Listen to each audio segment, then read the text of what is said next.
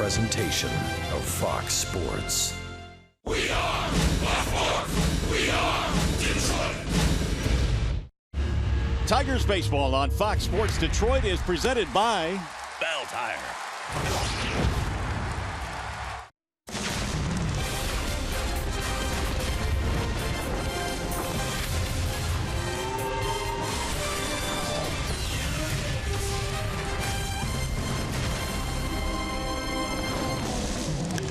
The Tigers bats are officially booming once again. The Tigers had 18 hits last night. They've scored 25 runs in their last 3 games. Hopefully the bats will continue to boom here this afternoon. Nice day for baseball. Welcome to Target Field. Game 2 in this series, Tigers and the Minnesota Twins. Hi again, everyone. Welcome to Tigers Baseball. Mario and Pemba alongside Rod Allen. Glad you are with us here today for Tigers and Twins. And it's good to see the Tigers smiling once again, Rod. And nothing makes you smile more than watching the bats boom. Well, once Miguel got it going about 5 days ago, everybody else just seemed to kind of fall in place. And it's the thing that we've watched with Miguel since he's put on the Tigers uniform. As he goes, the team goes. I love the way this offense is really grinding out at bats, and so does Wally Jr., their hitting coach. All right, now Miguel may be the kingpin as far as the offense is concerned. One of the guys that has really led this pitching staff is Jordan Zimmerman. He's been awfully good. Well, Zim brings that lunch pail with him every 5th day. That much we do know. And when he gets out there, he just attacks the strike zone with a lot of quality pitches. Four-seam fastball gets up to about 94, but he's had some outstanding command with that pitch. He'll also cut it. He's also been able to bury that breaking ball down beneath the hands of the left-handed batter. And the thing that he's working on that he's starting to get more and more comfortable with each and every outing is his changeup. And that's a pitch that he must use if he's going to continue to have the kind of success he's had in his first month with his new team. All right, now here's a guy that's having some success. That would be Joe Mauer. He went through a stretch where he had those concussion problems. Really wasn't the same Joe Mauer we saw over the years, but he appears to be back. He's a pure hitter, and we've seen as much over a decade now. This guy's won MVPs. This guy's won batting titles, and he's just been one-on-one all year long. Sprays the ball all around the ballpark, right field line, up the middle, down the left field line. He's tough to defend. He's been on base 23 straight games already. And as a matter of fact, he's reached base more than anybody in the big leagues. He's hard to get out. You can't throw fastballs by him. One of the ways the Tigers have had success against Mauer in the past is you throw him some breaking balls and you try to get him to roll over to the second baseman. That way he doesn't do too much damage. All right, after a short break, we'll send you back to the Call Sam Studios. Check in with Justin White. But coming up in this one here today, boy, the bats are booming. So is Castellanos. He has been red hot here in the month of April. The Tigers Twins, Game 2 next.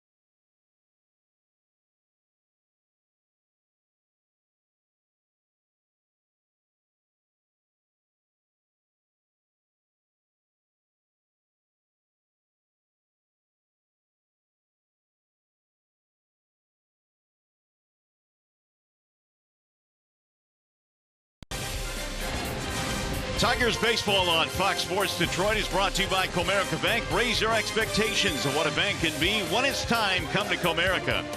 Ram Trucks right now get a great deal during Ram Truck Month. And by Kroger. Back here in Minneapolis, we get you set for baseball here this afternoon. Tigers and Twins. It is game 2 in this 3-game weekend set from Minneapolis. Here is the starting lineup for the Detroit Tigers today, presented by the Southeast Michigan Ford dealers. It'll be Kinsler, JD Martinez, Miguel Cabrera in the top 3 spots. Victor DHing, Upton is in left field. Nick Castellanos, well, this season 27 hits in 21 games. He has just gone off offensively. Saltalamacchia, Ghosts, and Jose Iglesias, and they are facing today the offerings of Mr. Tyler Duffy. And one thing the Tigers do know, because they saw Duffy a couple of times last year, he's going to give them a heavy dose of breaking balls. You take a look at his career numbers. He's had just 11 starts, 5-1, 2 of those wins against Detroit. He does have a fastball that gets up to 90 miles an hour, but by and large, lots of curveballs thrown by Duffy, and it's a good one. Let's take a look at the Minnesota Twins starting defense, brought to you by Tim Hortons. Rosario in the outfield, 15 assists last year, but he's really off to a sluggish start this season offensively. Santana at center, Sano in right. Nunez, Escobar, Dozier, Park gets the start at first base this afternoon, and Murphy is the catcher. A little bit of cloud cover here at the ballpark today, which has kept the temperature down a bit. The field conditions are presented by Ace Hardware and the Scotts Company. 57 degrees, our game time temperature. It should get, well, not much higher than that, 58, 59 or so. Partly sunny, or you can say partly cloudy. Either way, there is a breeze blowing today. And Rod, you were saying that during batting practice, balls were flying a bit. Yeah, I was down there talking to Tom Brunansky because I really couldn't decide which way the wind was blowing. But he said, stay here for a minute, just watch all these balls fly out of here. So I guess it was blowing out, but everybody was hitting the ball out of the ballpark. Tigers make this ballpark look small anyway. Yeah, they certainly did last night. The Tigers pounding out 18 hits in last night's ball game. As he and Kinsler get set to step in, it'll be Kinsler, JD Martinez, and Miguel Cabrera facing Tyler Duffy. And here's the first pitch of today's ball game. Ian will swing and pop it up left side of the infield. Nunez, the third baseman, 1 pitch and 1 out.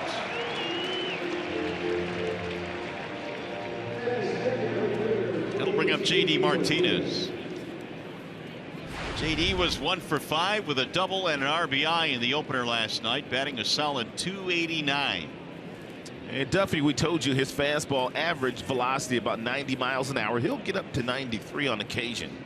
But he throws 47% breaking balls to left-handers, and even more than that to the righties.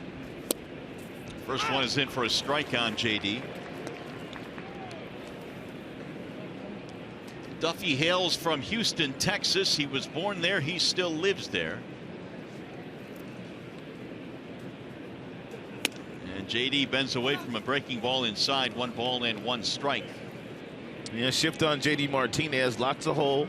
Lots of room, I should say, to hit the ball in that direction if he wanted to. Now the 1-1. They will appeal. He did not go, says Brian Gorman. And there's that breaking ball at 78 miles an hour. It's a 2-plane breaking ball. Hitters see it up at 1 level, and it's got huge depth to it. And a lot of times it bounces, and we'll see hitters swing at it. Here's the 2-1 pitch. He tried to hold up there, but he went around. 2-2. Good 2-seam fastball there thrown by Duffy. A lot of late life on that last pitch. Martinez stands about as deep as you can possibly stand in the batter's box and still have that 1 foot in, that back foot. Flashing signals. John Ryan Murphy today. That's fouled back out of play. Now, the thing about the Duffy curveball, you can't give up on it. Now take a look at this last delivery and how big the break is, but look at JD concentrating, staying with it to fight off that pitcher's pitch.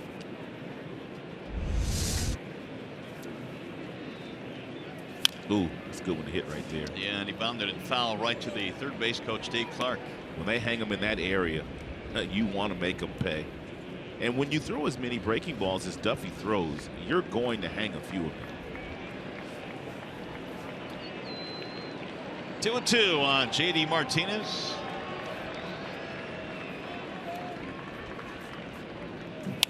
And another foul back out of play. A lot of times when a guy has as good a breaking ball as Duffy does, and 50% of the pitches he's thrown in the big leagues pretty much have been breaking balls, most guys would get up in front of that batter's box to catch that breaking ball before it breaks. But JD, no. He's as deep as he can possibly be.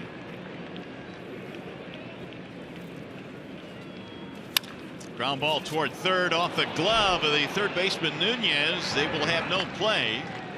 And the Tigers have their first base runner. Gives you an idea of just how quick the hands are of JD Martinez. And when you do things right with your lower half, you can get to a good two-seam fastball that's 90 miles an hour down and in. That wasn't even a strike, and that ball was hit extremely hard by JD. They had given Nunez an error on that play. Oh, that's a tough error. Ball was hit really hard. And he left his feet. Yeah, tried to play it off to his left. E5. Here is Miguel Cabrera. That's fouled back out of play. You know, it's funny. I know these guys are the best in the world at what they do. We're talking about the ball players on the field, but for once, I would love to see some official scorers get down there and try and field that ball. Yeah, make that play. 271 for Miggy, 4 home runs and 12 RBIs this year.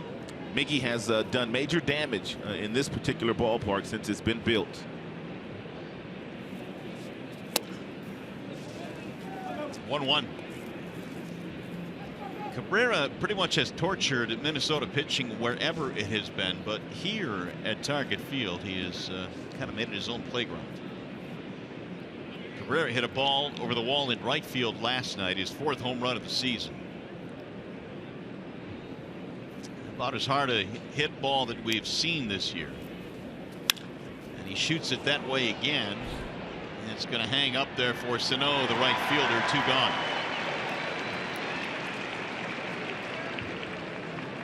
Martinez retreating. That'll bring up Victor Martinez. Try to figure out what is the most encouraging thing about this Tigers lineup this year. I point to Castellanos. He's been great. Kinsler's been great. Miggy's starting to come around again, but maybe Victor's health and the numbers he's putting up now is probably up there. No question about that, because he's so vital to the team, not only on the field, Mario, but in the clubhouse as well. And when he was injured last year, there was a lot of times where he wasn't with the team. So a lot of the younger players, they love to go to Victor. They love to get his input on certain things. So you're absolutely right. He is very, very valuable, and his start has been very encouraging. They play him to pull, and he takes ball 1 outside. Saltalamacchi has been a really nice story in the at-bats that he's been given.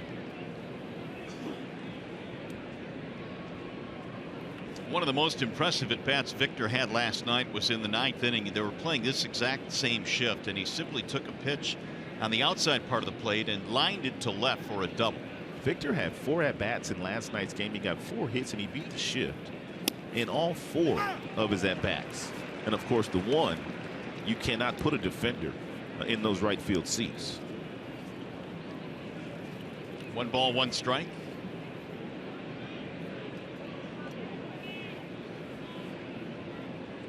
Four for 5 last night. Homered 2 RBIs.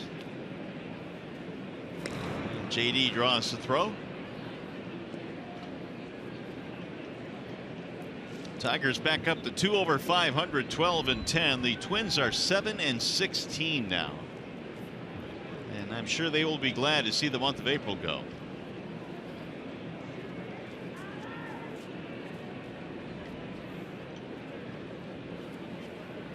One is hammered toward left, but foul.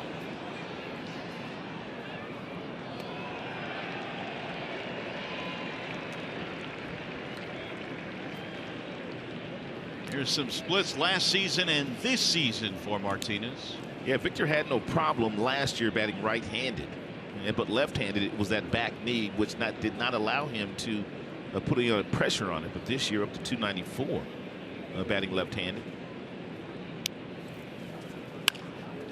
Again down the left field line, slicing fair ball. It goes to the corner. Here comes JD Martinez to third. They're going to stop in there. And Victor has another hit. It's a 2-out double in the first.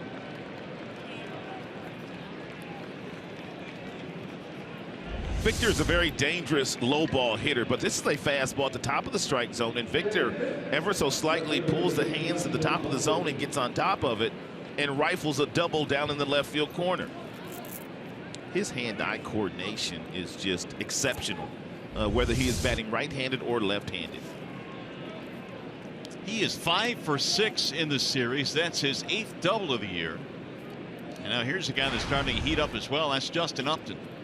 And Tigers 9-0. And when they score first, it would be lovely if Justin can get him on the board here in the first inning.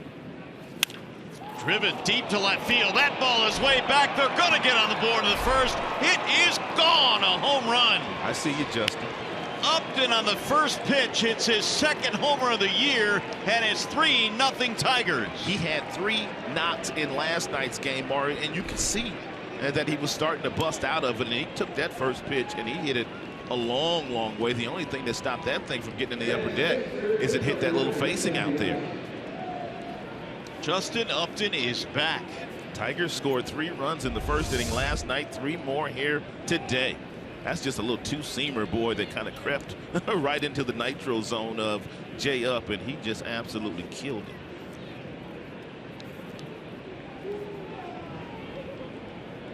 Second of the year, and RBIs 6, 7, and 8 for Upton. Once again, the Tigers put up a 3 spot in the first inning.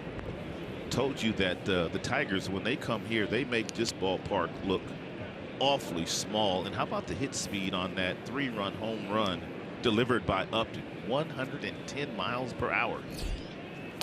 I'm going to make a prediction here today, Rod. There will be curly fries again. Yep, I'm going to make that prediction right now. I know I'm not going out on the limb. We're going to have to make them folks in the Motor City get to the gym, boy. That'd be 2 days in a row with curly fries. Tigers hit 3 last night. They've got 1 already today. Nick Castellanos, the batter. There's a strike on the outer edge.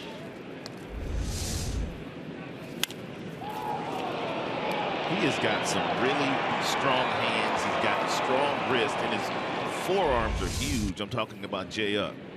Good to see him smiling, too. Swing and a miss, and Castellanos is out of there. However, the Tigers do some damage. Justin Upton, a 3-run shot, 3-0 Detroit.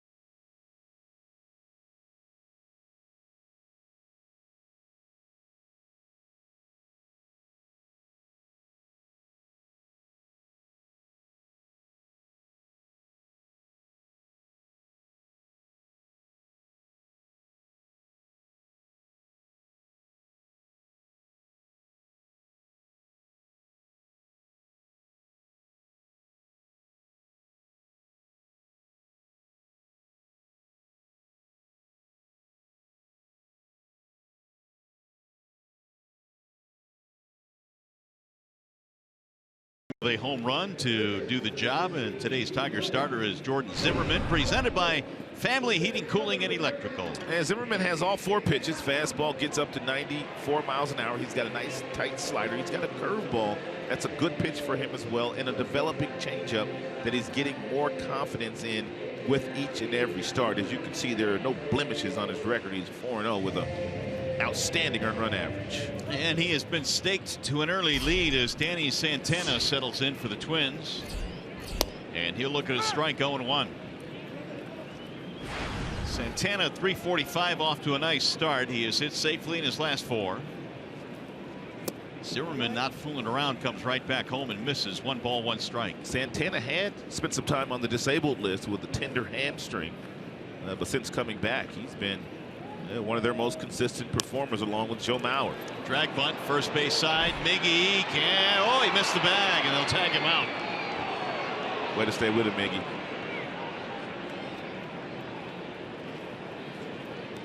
He had to go wide, and because of that, could not touch the bag.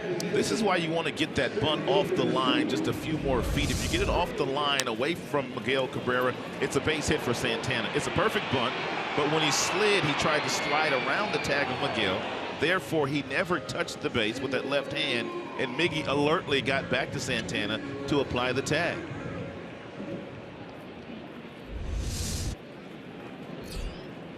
Ryan Dozier hits one high in the air to left. To the warning track goes Upton. And he'll come in a few feet, and there are 2 gone. It's the rest of the lineup for the Minnesota Twins, presented by the Metro Detroit Chevy dealers. We saw Santana and Dozier. Joe Mauer up next. He's been on base a bunch this year. Sano, Park, Escobar in the bottom 3 of Nunez, Eddie Rosario in the lineup today, and John Ryan Murphy is catching. So here's Joe Mauer with the bases empty. On base 23 consecutive games for Minnesota. Just off the outside part of the plate.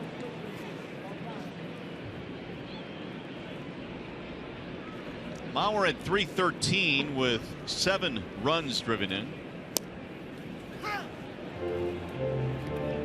Just love the pace at which Jordan Zimmerman works. Mauer stepping out on him now. Get it, get your sign, and throw it. Little looper back at third. It'll drop in. Base hit in the left field. Let's take a look at the Tigers starting defense presented by Beaumont Health. Upton's in left field. You've got Ghost, who's starting to swing that stick pretty good too. He's in center. And Martinez in right. Kinsler up the middle, along with Iglesias, Castellanos, Miggy on the corners, and Santalamacchia back in there today. How about that? No errors this year for Ian Kinsler. 113 chances. Well, the fielding Bible last year had him as the best second baseman defensively, and Kinsler one of the finalists for a Gold Glove. It's a shame that he hasn't won a Gold Glove yet. Miguel Sano looks at a strike.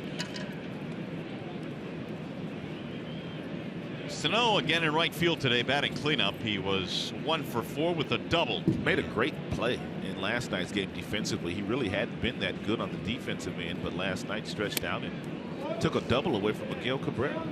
That kind of stuff gives you confidence in the outfield when you make plays like he made last night. Well, it's been kind of a transition for him. Right now he is out in the outfield, worked very hard in spring training and mastering that position. Also played some winter ball this year down in Dominican. Playing the outfield, getting prepared for this season. 1 ball, 2 strikes on Sano. Outstanding pitch here. I don't know if it's a cutter or if it was a slider, but it has some nice depth to it. I believe this is cutter. Good pitch. Smart pitching. You know, once you get ahead of Sano, he's a dangerous hitter, but he's still very young, and he will chase some pitches. If you disguise that slider like it's going to be a strike right down the middle and you get it to the outside corner, you can get a swing and miss. They're going to try it. He wasn't biting though. Full count, 3-2 on Sano.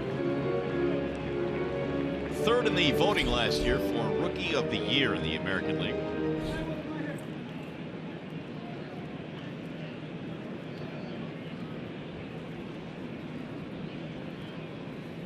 Here's the 3-2. Swing and a foul tip into the glove for strike 3. First strikeout of the ball game for Jordan Zimmerman. 1 in the books here in Minneapolis.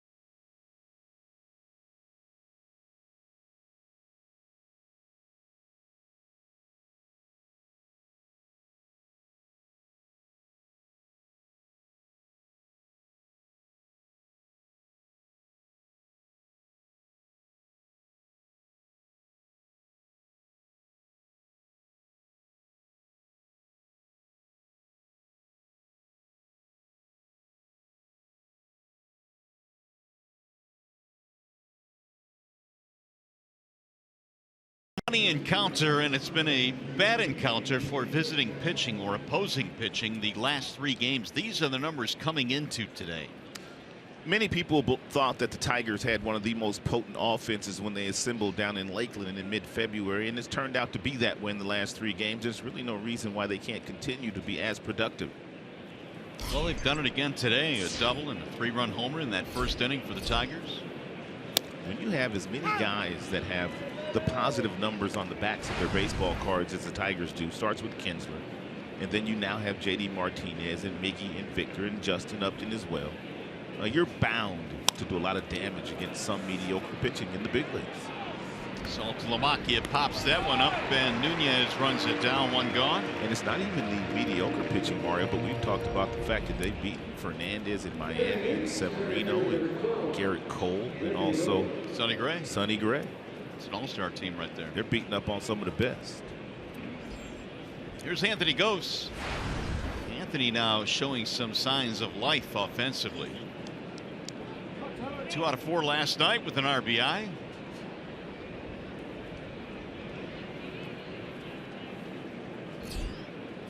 And Duffy slings home a fastball outside, 1-0. Minnesota Twins with some really key pieces on the DL coming in. Duffy replacing Irvin Santana in the rotation, who had a back problem. They also have Gibson and Perkins on the disabled list. And the Minnesota Twins are a team that cannot withstand those types of injuries to such vital pieces of their 25-man roster. Swing and a miss. Yeah, Trevor Plouffe, their third baseman, is also on the disabled list. And that has had probably something to do with their 7-16 start. They are certainly welcoming the month of May. Twins this year in the month of April, 1-10 on the road. Ouch. That's tough. Anthony Gose tried to get out of the way, couldn't do it. He is hit by the pitch.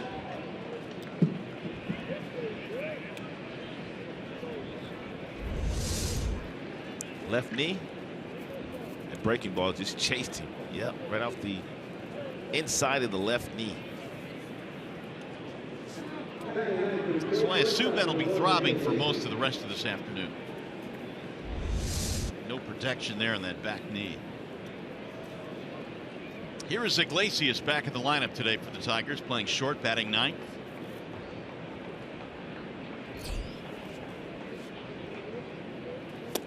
Ball 1 inside.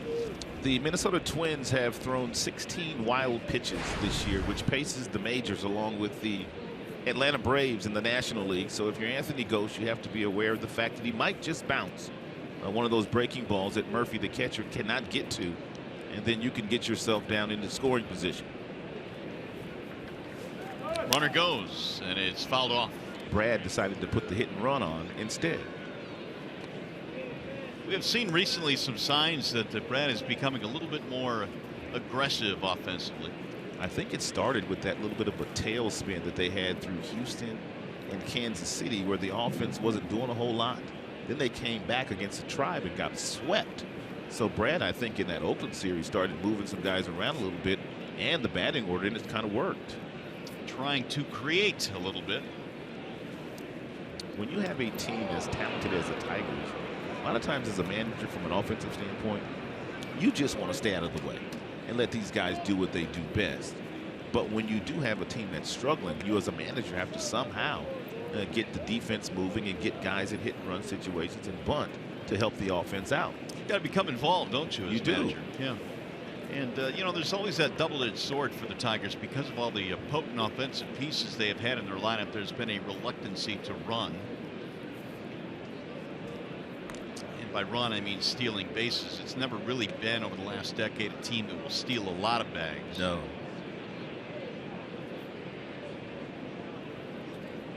I think the one year that they signed Rajay Davis when he came from Toronto, that previous year, I think he had stolen more bases than the entire Tigers team. That's right. He had. Meanwhile, Duffy continues to keep a close eye on Gose. Anthony does not have a steal to this point.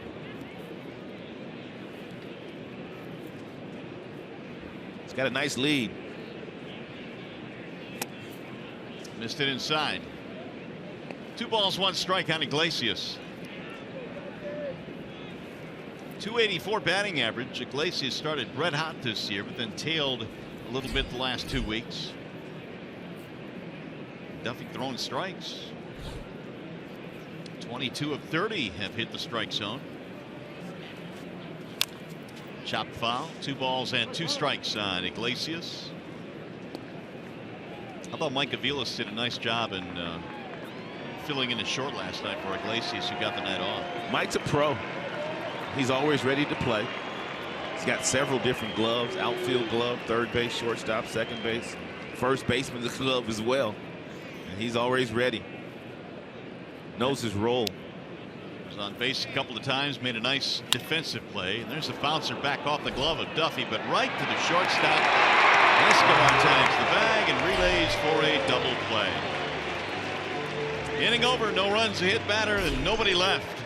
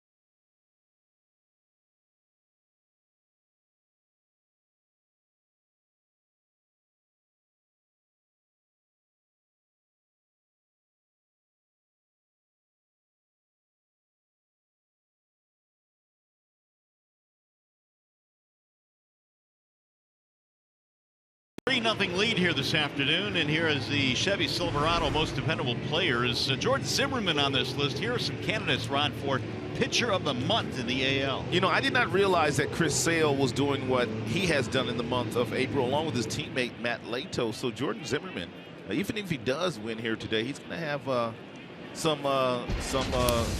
some guys that are going into consideration for pitcher of the month as well, along with him. Sale walked only, or has walked only 5 this entire month. He's got a ton of strikeouts too, but the ERA is 1.66. Young Ho Park is standing in. Park, Escobar, and Nunez. Tigers got 3 in the first on the Justin Upton home run. That's in there, a strike call, 2-1. This guy has some massive power. He hit 50+ in Korea each of the last 2 years as home runs. Swing and a miss. Good 92-mile-per-hour fastball thrown right by Park. 43 home runs averaged in his last 4 seasons in Korea. Is that good? That's real good. Swing and a miss. No match for Jordan Zimmerman here. Ooh, that cutter. That cutter's got some nice movement to it today. Looks like a fastball coming right down the middle until it gets about right there. Then all of a sudden you start your swing and that ball just kind of gets away from you. It's becoming a really good pitch for Zim. And not only is he throwing that pitch right there to the right-handers, he's throwing that same pitch off the plate to the left-handers. It looks like a ball initially, and then it catches that outside corner, so he's working on both sides of the plate with his cutter. Here is Escobar batting .231. Picked up an RBI in last night's game.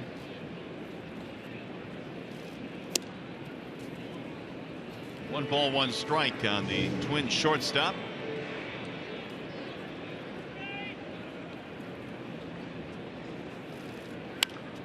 Fouled away.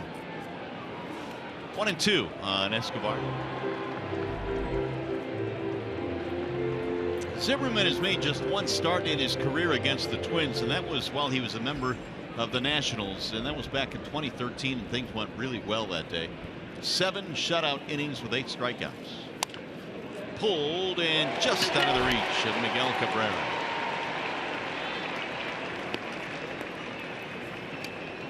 One-out single. Hey, by the way, stay tuned to Tigers Live following the game. We will be selecting the Fox Sports Detroit Tigers Player of the Game, presented by McDonald's. Stop by for your breakfast favorites all day long at McDonald's. And now with one on, one out, here is Eduardo Nunez. As we learned last night, the Twins will peck away until they get back into the game before the Tigers finally put it out of reach with some late offense in the 8th and 9th. Yeah, they have taken on the personality of their manager, Paul Molitor. He was a really good player, and he was awfully scrappy. Hall of Fame. Molitor did a really good job his first year last season, and I think there was some thought that with the good young talent they had, taking the next step this year, they would get off to a much better start than they have. Sometimes you can get fooled. I think the Houston Astros are fooled a little bit as well, even though they've got a really nice, talented team. The Astros really struggled in the month of September last year, and that has continued in the month of April this season. So sometimes you just don't know exactly what you have when you have assembled that many young players. Big swing there. And I think the same thing holds true here in Minnesota. Their payroll is just over $100 million. Well, they made a 13-game improvement over the previous season last year. They won 83 ball games. However, much of that was in the month of May when they won 20-7. They were pretty much a 500 team the other months. No balls, 2 strikes. Pretty good catch by a fan right in front of us. Young man brought his glove to the ballpark, and it paid dividends. Good for him. He knew he was going to be right behind home plate. Got to get you one of those hats, Rod. No need. That was pretty quick. That's in the air toward right field. JD and Kinsler in foul ground. 2 gone. Here's the tail end of this.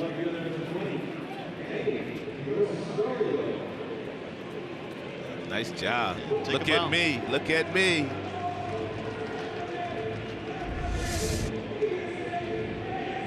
He will probably not be letting go of that baseball anytime soon. Here is Eddie Rosario with 2 outs.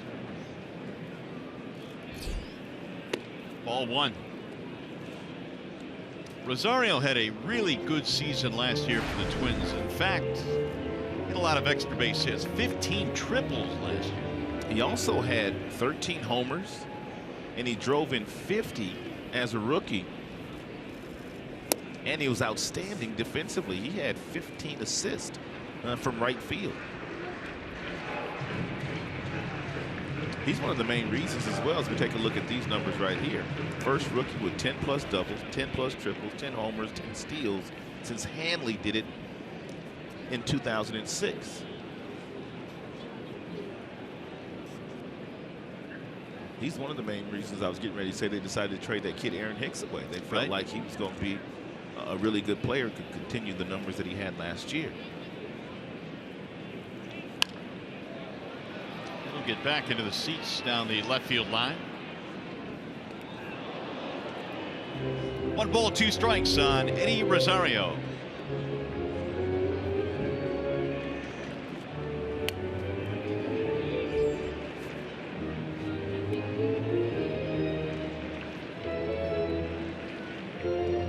Jordan Zimmerman staked to a 3-0 lead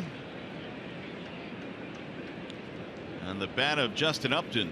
His 3-run shot in the first, the difference. Pulled on the ground to second. That'll be routine for Kinsler. And that'll retire the side. No runs, 1 hit, 1 man left.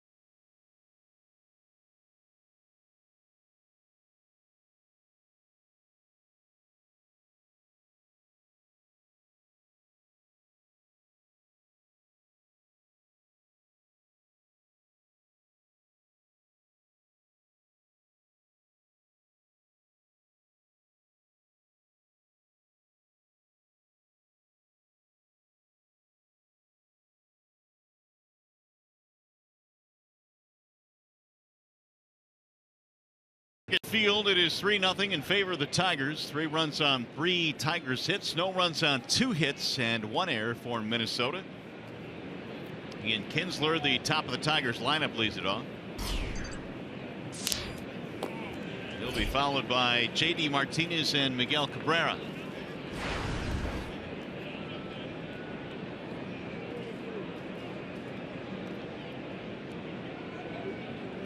Kinsler has hit safely in 19 of 21 this year. That has been a hallmark of consistency as far as the Tigers are concerned. And when that comes out of your leadoff spot, it certainly sets the tone for the offense. Here's the 0-1.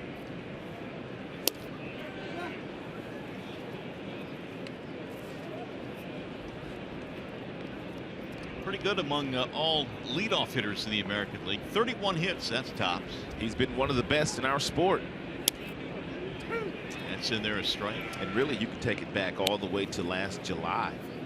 He was one of the best hitters in the American League, so he's just continued that here in the month of April. Pulled on the ground to third. That is a fair ball, and it's going to get by Nunez. Going to roll down the corner, and to second base goes Kinsler. The Tigers have the leadoff man on.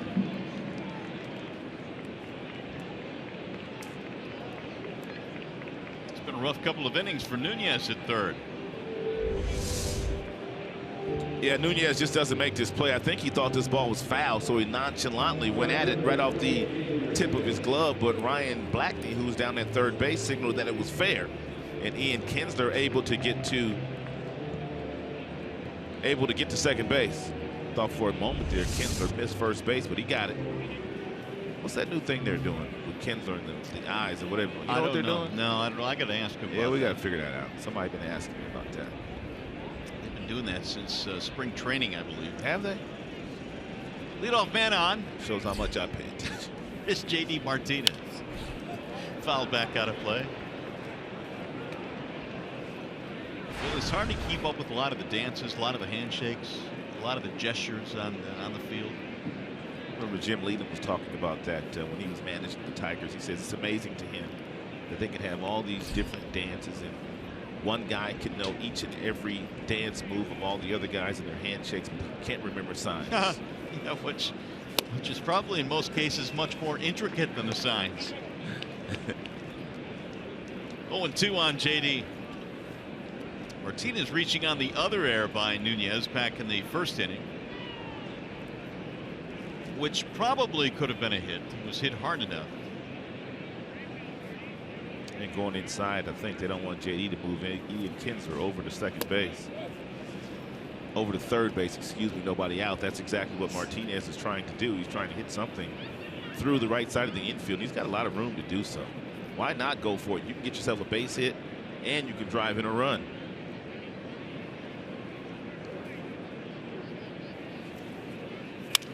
Right back up the middle on a line, and they'll get a double play. How about that? Goodness. And that's the worst luck in the world you could have right That there. is horrible.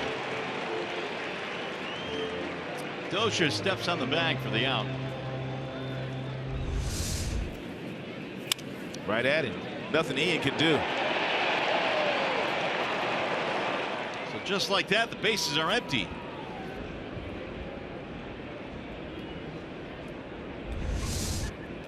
Here is Miguel Cabrera. Flied out his first time up.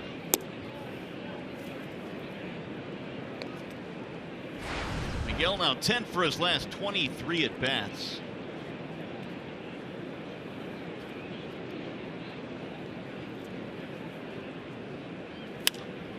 High towering fly ball to left center field. Santana is under it, and that is that for the Tigers. No runs, an error, nobody left. Here comes the bottom of the third.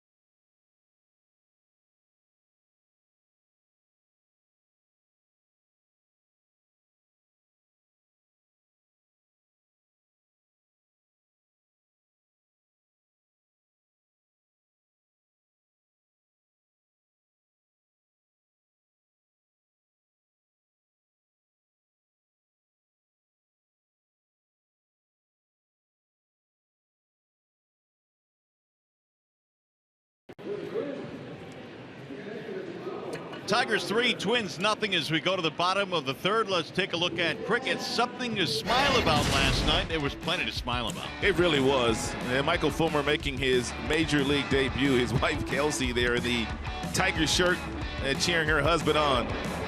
Boy, she was more nervous than he was. The smiles came a little bit later in that outing when they all settled down. There are the final numbers on Michael Fulmer's first big league start. And Fulmer said that he was nervous until he threw his very first pitch.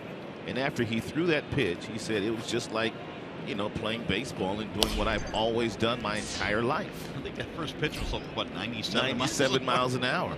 That'll settle you down. John Ryan Murphy leading it off for Minnesota, facing Zimmerman. He'll be followed by Santana, then Dozier. It has been a rough start for John Ryan Murphy. Really for both of their catchers this year. Kurt Suzuki off to a very slow start offensively. Their everyday catcher. 2 for 32 this year. They got him for Aaron Hicks from the New York Yankees in a wave and a miss.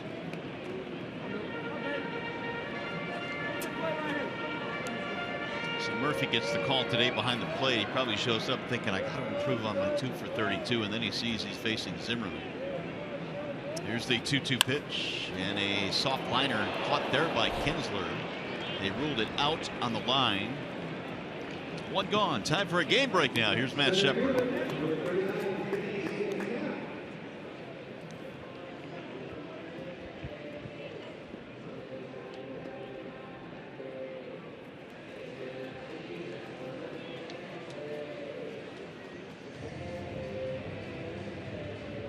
All right, Shep, thanks. The Nationals in search of their 16th win of the season. They lead in the National League East. Let's take one look at this line drive off the bat of Murphy. Nice job by Ian Kinsler, even though he knew he caught it. Now, you kids at home, you don't know what the umpire is going to call, so you just finish the play just in case he does not say you caught that ball. It's a nice job there by Ian. Santana is 0 for 1.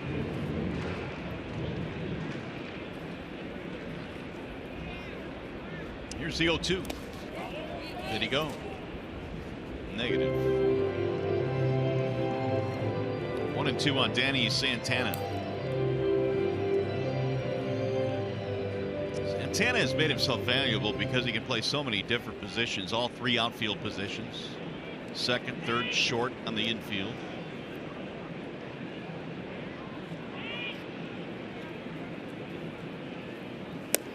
Up and in. Zimmerman has done a lot of that this year and has been very successful doing so. That particular pitch probably a little bit too high because Santana didn't offer at it, but he has thrown a lot of elevated fastballs this year and got tons of swings and misses. There's another one. 2 gone. Another strikeout for Zimmerman, and with more on Jordan, we check in with John Keating.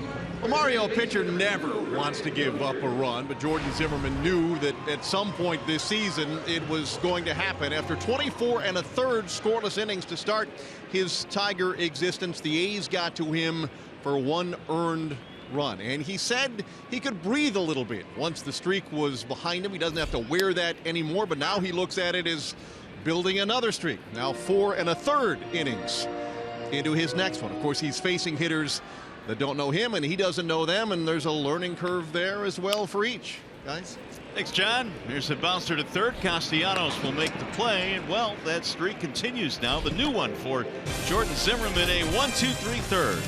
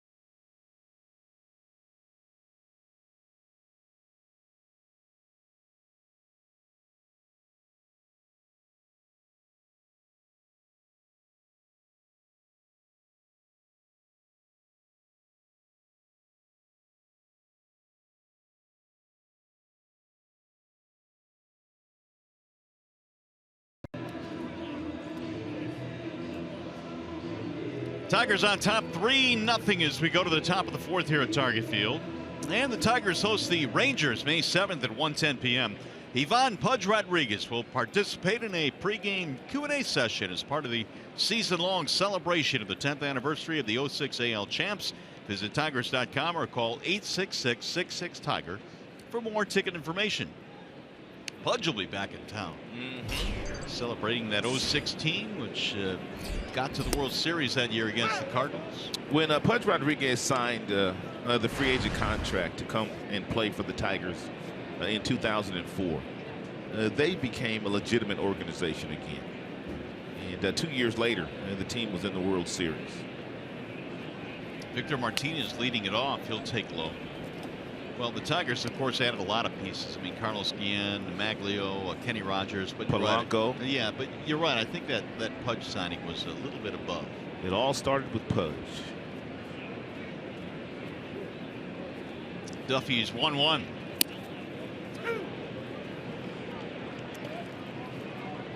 One ball, 2 strikes. Victor had a double and scored a run in the first.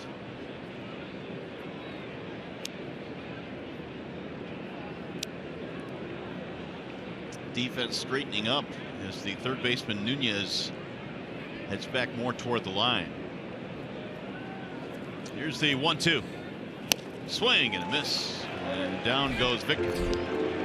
Here's our bell tire pitch by pitch. I want to show you his final at bat a couple of days ago. This is at home, the final game against the Oakland Athletics. Look at the takes by Justin Upton.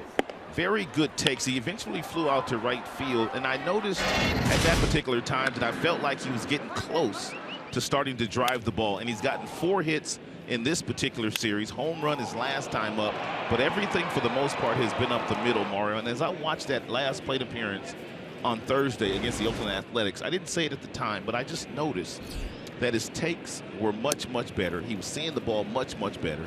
And he's gone on to get 4 hits in the first 2 games of this series. I have heard that you can judge a player who is in a slump, who may be starting to emerge from it, by the way he takes pitches. He wasn't moving. He wasn't lunging.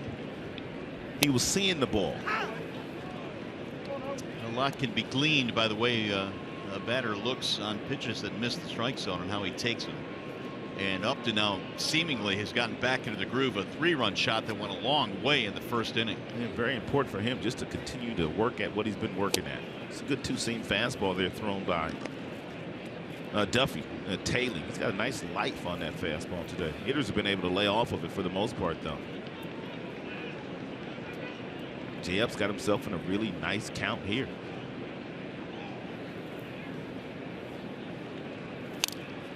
Fouled off 2-2. It's a big difference hitting 2-1 instead of hitting 1-2 or 0-2, as Justin was doing for the majority of his at-bats in the month of April.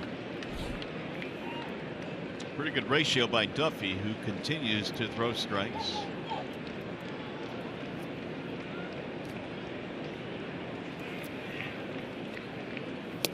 Ooh. Just missed. 3-2. That one made you a little nervous. It did. Yes, it did.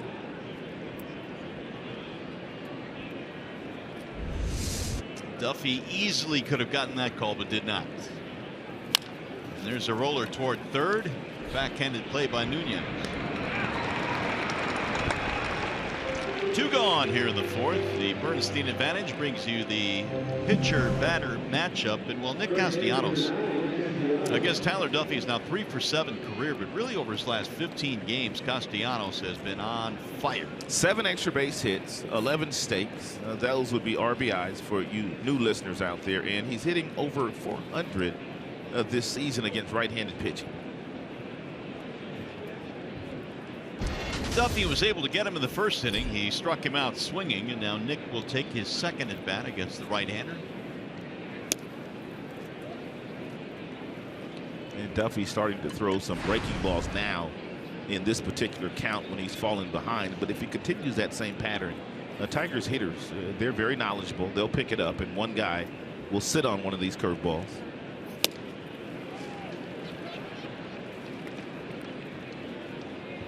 One on Castellanos, who came in leading the American League with a .355 average. Is he? All the way up to number 1.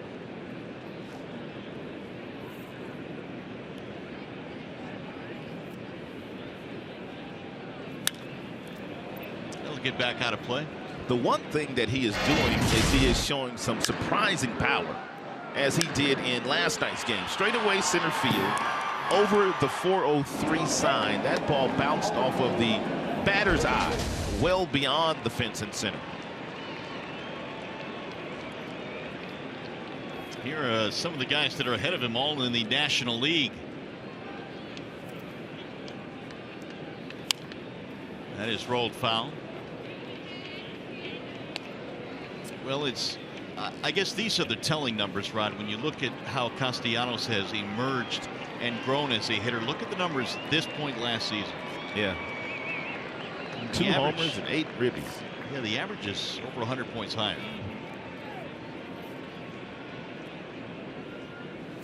One and 2 the count.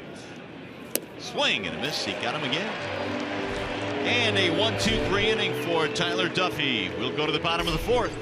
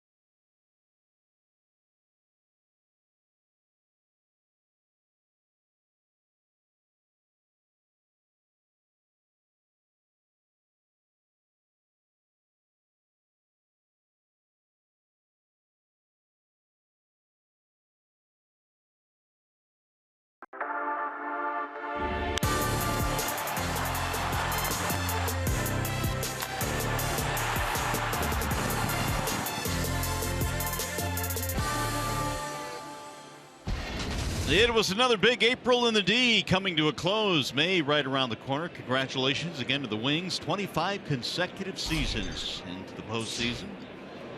Jordan Zimmermann, meanwhile, goes back to work, and he delivers strike 1 to Joe Mauer. It's a nice job by the Detroit Pistons as well, getting into the postseason for the first time in a number of years.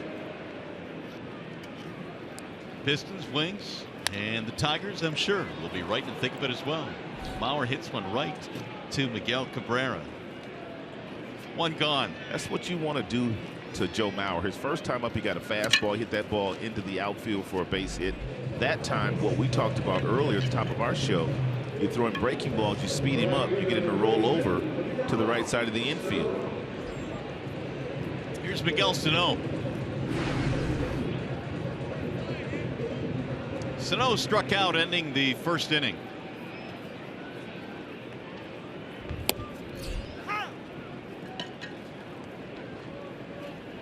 Sano is listed at 6'4", 262, very solidly built. And Paul Molitor was talking about his transition to the outfield and how he worries a little bit, because when you have guys his size, guys that are very muscular and very big, if they start throwing their bodies around like Sano did last night and making that diving catch, you worry about injury with guys like him. Especially to the shoulder. Yeah, precisely. And Sano made a great diving play in right field, but you know his upside is so huge. Here's the 2-1. High fly ball right field. That one hit pretty good, but JD circling now. The wind is playing with it. 2 gone. Zimmermann continues to cruise along. He is 9 of 13 in first pitch strikes. But one of the things that we knew about Zimmermann when we signed him is that he threw a lot of strikes. He very seldom walks people. He fields his position very well. Very good athlete. Keeps runners close. He does everything right on the mound.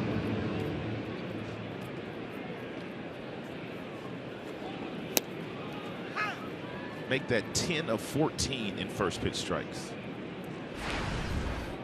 Now you can expand the strike zone on Park.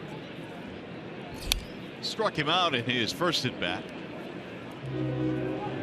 No balls, 2 strikes. Now he'll go one of 2 ways. He'll either bounce one and make Saltalamacchia bounce it, or he'll go upstairs with that good four-seam fastball to see if he can get a swing and miss. They're going to go four-seam fastball upstairs. He laid off. Are you seeing that more pitchers now these days in 0-2 are going upstairs more so than throwing balls in the dirt? I am seeing a lot more pitchers throwing fastballs upstairs, especially guys that have the hittable fastballs, 90 to 92, 93. That's a really good hittable speed at this level. So you climb the ladder, you make it look good to the hitter, and you could get some swings and misses, whereas you're not going to get a swing and miss if that strike, that fastball at 90, 92 is down in the strike zone. That ball is hammered deep to left center field on a line and gone into the bullpen for Young Hope Park. He hit a rocket on a line drive to left center.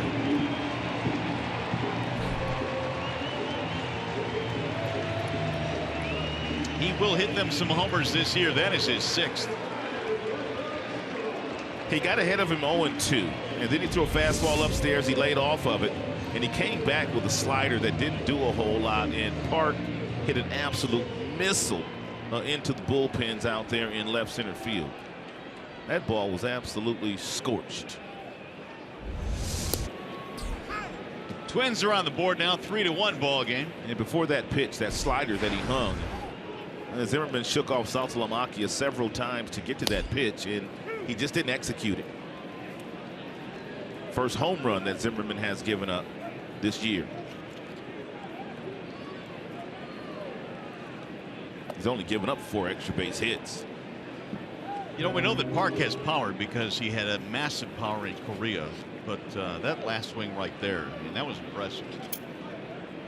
He has hit some long home runs, but that was more of a line drive variety. Pulled on the ground. Diving stop, Miggy from the seat of his pants. Got him at first base. Really? What a play by Miguel Cabrera and Zimmerman. Really? And they're going to look at it, I'm sure.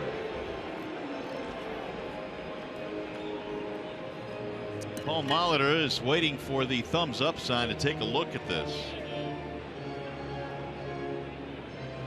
Regardless of the outcome, that was a pretty good play on both ends.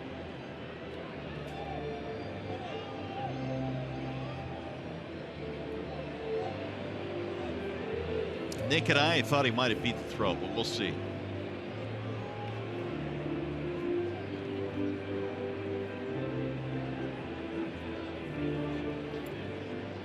Yep, they want a challenge here.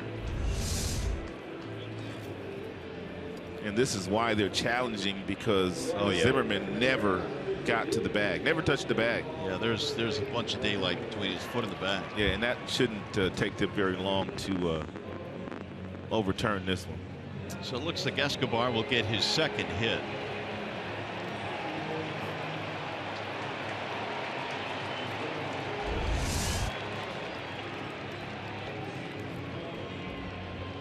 Sprawling play by Cabrera, who from the seat of his pants fired a strike to Zimmerman, but his foot was clearly not on the base. And you can even tell by the body language of Zimmerman, he didn't really make a move back to the dugout. He just kind of hung around first base,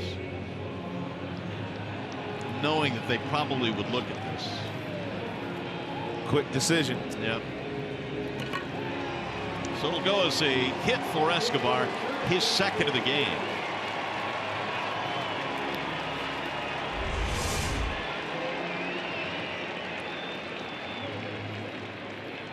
That call is overturned.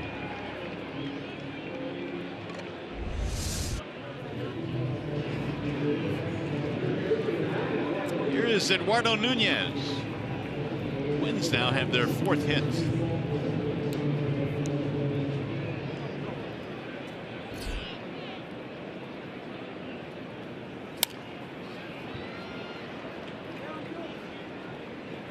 Nunez a pop-up in his only at bat to Ian Kinsler. He is 0 for 1.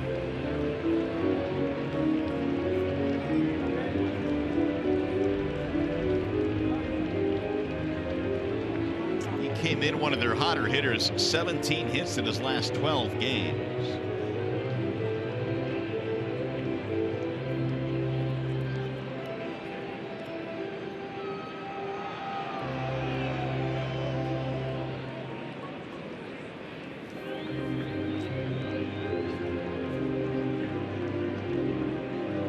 Home run by Byung-Ho Park has put the Twins on the scoreboard here, still batting in the fourth. Tigers got all their runs on the home run by Justin Upton in the first.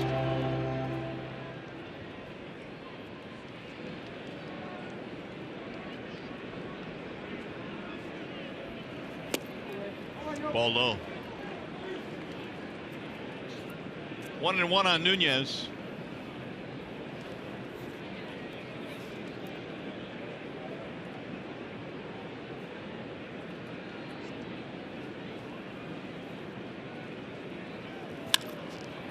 In the air toward right, J.D. Martinez over there. That'll retire the side. 1 run on the homer by Byung-Ho Park.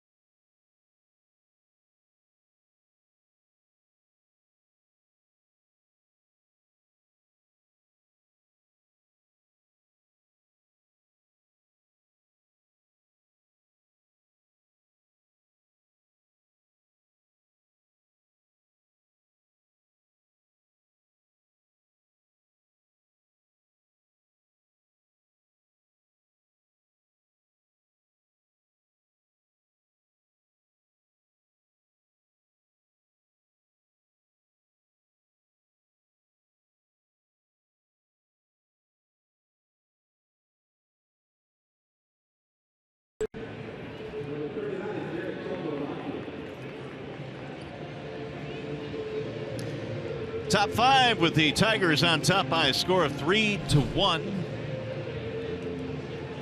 Park with a home run to cut into the Tigers lead. And so now Saltalamacchia, Ghost, and Iglesias, the bottom 3, facing the right-hander Tyler Duffy. Saltalamacchia popped up at his first at bat. He's 0 for 1. Duffy has thrown a lot more two-seam fastballs to the Tigers hitters here today than his previous 2 outings against Detroit. In his previous 2 outings against Detroit, both wins, he threw them a lot of curveballs. You mentioned that Duffy is from Houston. He went to a couple of really decorated schools there in high school and in college. He played his college ball at Rice, which has produced a lot of big leaguers. But his high school, Bel Air High School, also has had some guys go on to play in the big leagues, namely a former Minnesota Twin, Chuck Knobloch. Jose Cruz Jr. Even Dennis Quaid went to Bel Air High School. Dennis Quaid went there, huh? A lot of big timers. Here's the 1-2, way outside. Do you have any famous people that went to your high school? Let me think. No. I can't think of one, really. I have to think on that.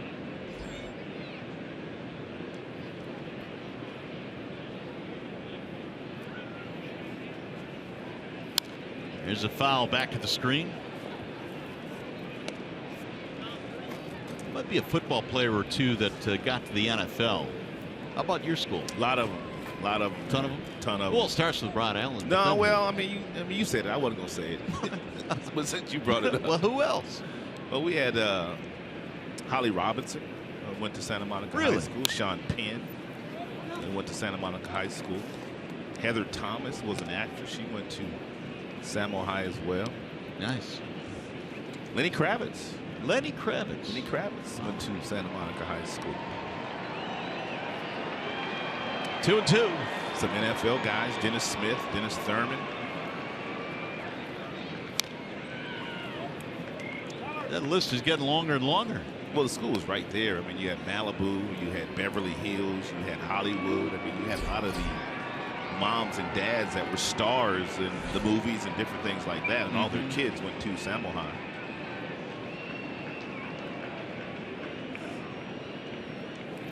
Now again, the 2-2 pitch. Swing and a miss. 4 strikeouts now for Duffy.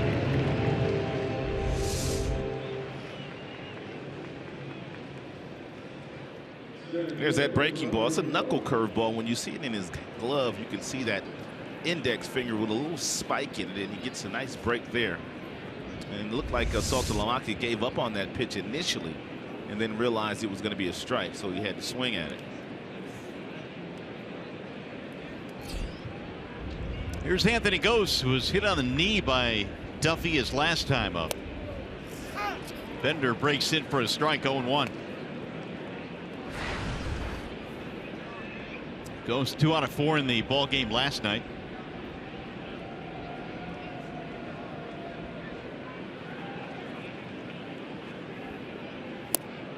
Cameron Maybin down in the minor leagues last night had a really good game for the Tigers, so it's probably going to be not too long before he's back, not too long before McCann is back. Some of the walking wounded getting healthier now for the Tigers. The 1-1. 1-2 on Gose. Awkward swing there taken by Anthony Gose on that off-speed pitch thrown by Duffy, which gives you an idea of how good the breaking ball is of Duffy. He throws that breaking ball at lots of different speeds.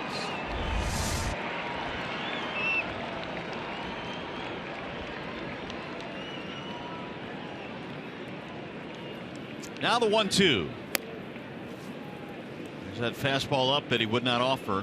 And Duffy's about to throw his 70th pitch here this afternoon. He's about 50-50 with his fastball and his breaking ball as far as the percentages are concerned.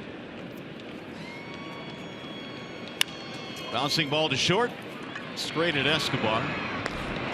Gose is out. 2 away.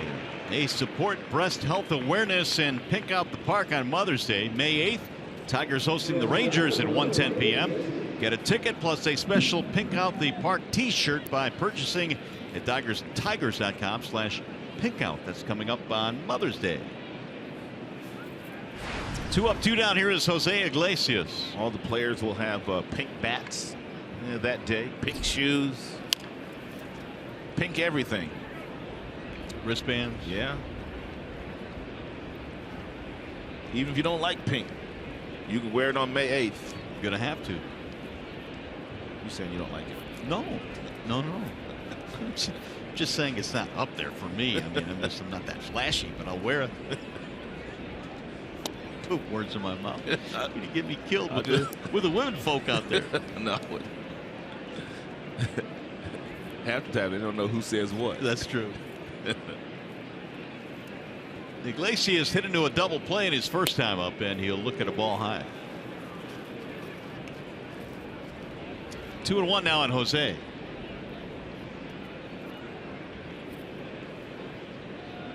Should he reach? Kinsler is next. In there, a strike call. 2-2. Iglesias did not like it. Iglesias not the easiest to strike out, but as we've told you, Duffy does have a legitimate breaking ball. He's got a legitimate strikeout pitch.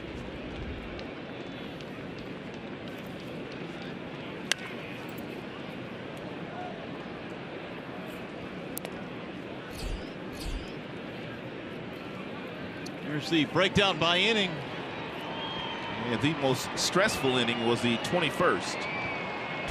The first inning where he threw 21 pitches. Little chopper to the third baseman on the short hop Nunez. And the Tigers will go 1-2-3. Tigers baseball today presented by Bell Tire.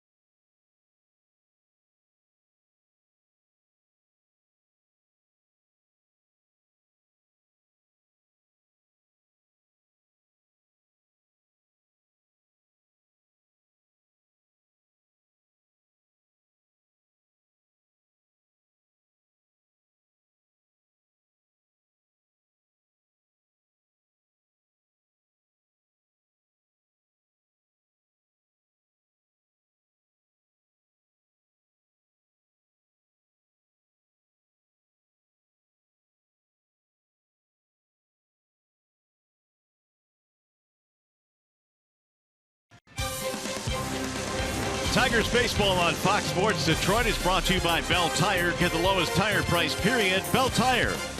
And by Chevrolet, more than you expect for less than you imagine. Back here in Minneapolis on a windy, chilly afternoon, but still nonetheless a nice day for baseball. Tigers on top 3-1 as we go now to the bottom of the fifth inning. Eddie Rosario leads it off against Jordan Zimmerman. Rosario, then John Ryan Murphy and Danny Santana. Twins got their only run on the home run by Young Ho Park in the fourth. That ball bunted foul. And Justin Upton with a home run, 3-run shot in the first for the Tigers. They have not been able to add on, though. Jordan Zimmerman is 14 of 18 in first pitch strikes today. And it is such a recipe for success for him and really any starting pitcher.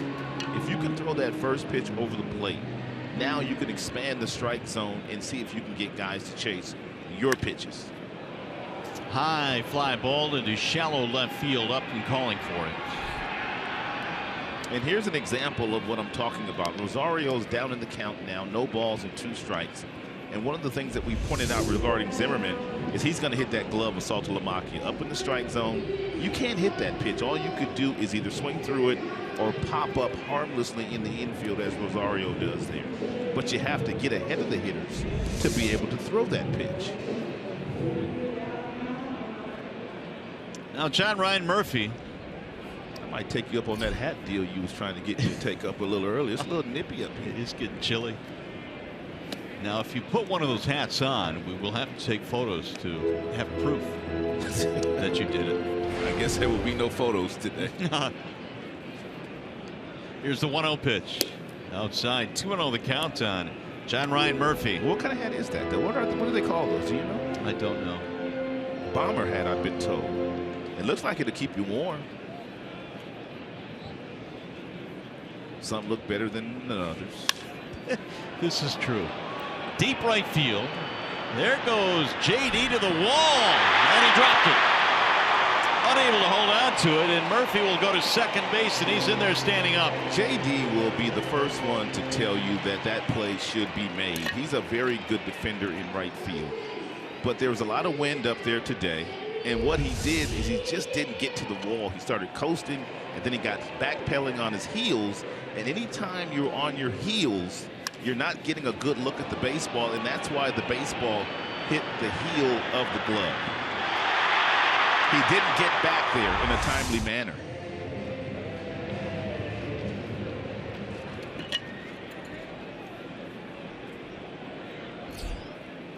They will rule that an error. E9 on the play. Here's Santana. Swing and a miss, 0-1. Ground out strikeout for the Twins leadoff man, Danny Santana.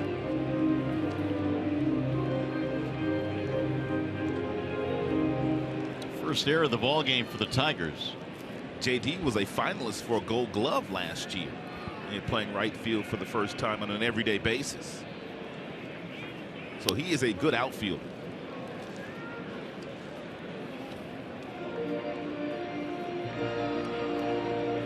Good baseball player for that matter. 13th error of the year for the Tigers as a club, which puts them pretty much middle of the pack. Fewest errors this year committed by Kansas City. How about that? Is that surprising? No, not with all those Gold Gloves they have. Do they have a good defensive team? The 1-1. 1-2 on Santana. Gold Glove at shortstop in Kansas City, first base, catcher. Gordon, their left fielders, won a bunch of them. Kane, very easily, their center fielder, could have gotten one last year. That's why Kansas City's a good baseball team. The 1-2. Swing and a miss. Look out, Zim.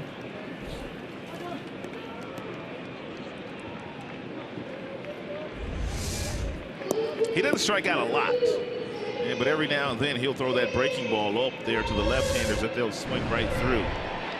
Xfinity is telling us that our high-speed pitch so far this afternoon, thrown by Zimmerman, has been 93 miles an hour. Low of 79.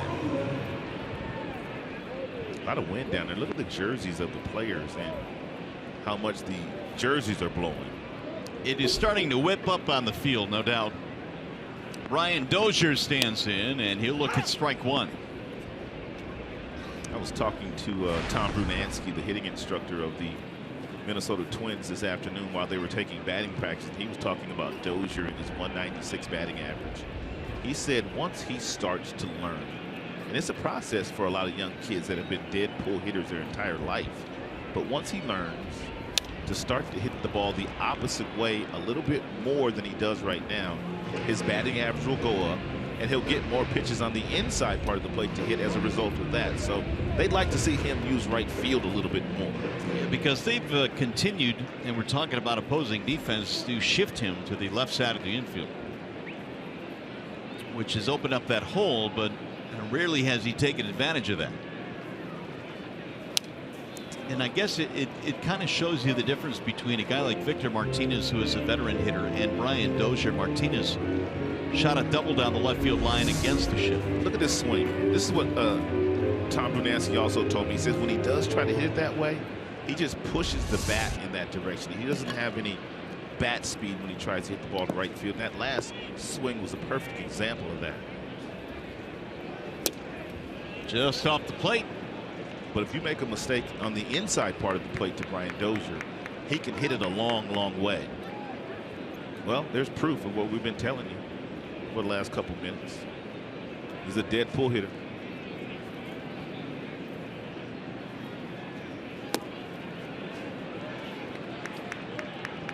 Two and two. Should Dozier reach, you've got Joe Mauer waiting on deck. You don't want to see Joe come to the plate with runners in scoring position. Middle of their lineup is lurking. Then it would be Sano and Park. Park has already homered in this game. There are two outs as Zimmerman tries to pitch around the air.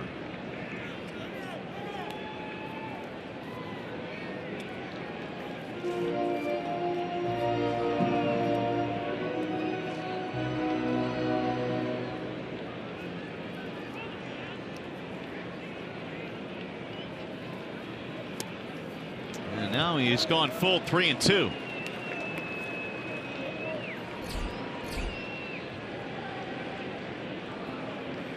Pitch count has been manageable so far today for Zimmerman.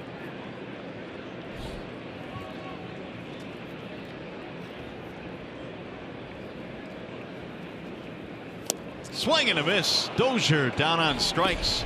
That'll be it for the Twins. 5 strikeouts this afternoon for Jordan Zimmerman.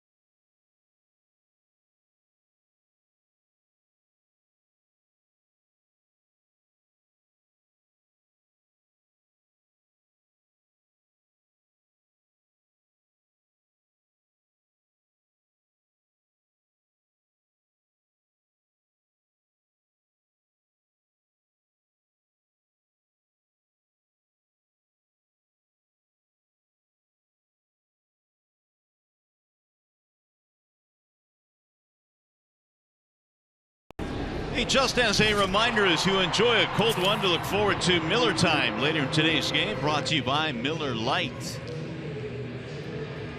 Well, the Tigers continue to lead this ball game as we go to the top of the 6th inning. And Wally Joyner having a conversation down in the Tigers dugout with Castellanos. He got a smile out of Castellanos after a couple tough at-bats for Nick, and striking out on breaking balls. Sometimes you have to be part psychologist down there in that dugout too. Might be maybe the most major part of that job. There's a ball outside, because there's always going to be someone, as good as your lineup is, that is struggling. Yep. Ian Kinsler reaching on an error in his last at bat. 2 balls and no strikes.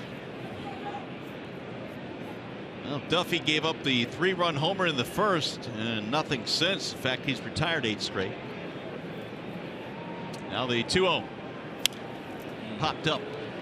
Ian started to drop that back shoulder last couple of days.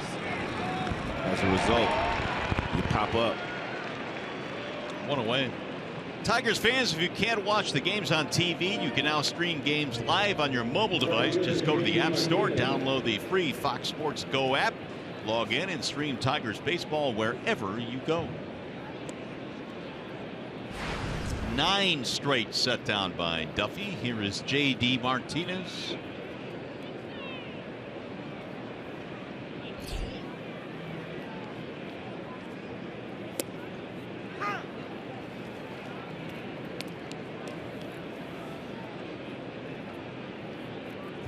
Duffy last year really pitched well down the stretch. 3-0 with a 2.35 in September. Made 5 September starts for the Twins. Here's another breaking ball. 0-2. He started out the game by throwing lots of fastballs, but the last couple of innings, he has started to throw more and more off-speed pitches.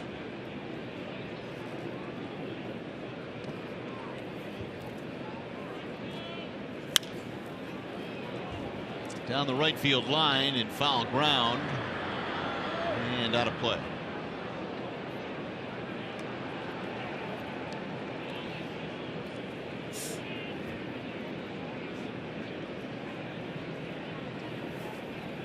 Martinez will be followed by Miguel Cabrera, top 3 here, facing Duffy in the 6th.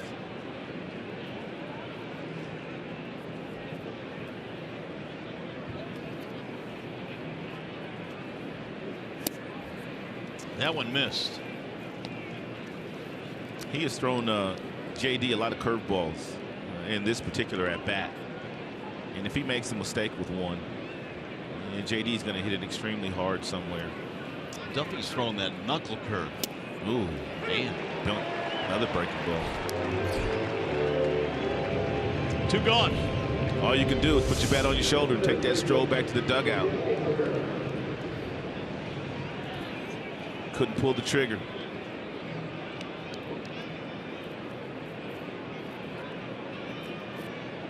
Five strikeouts now for Duffy with 2 away. Here's Cabrera.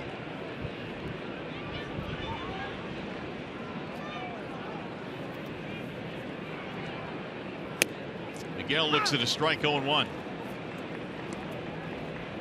Miggy today has hit the ball in the air twice, both times to the center fielder Santana.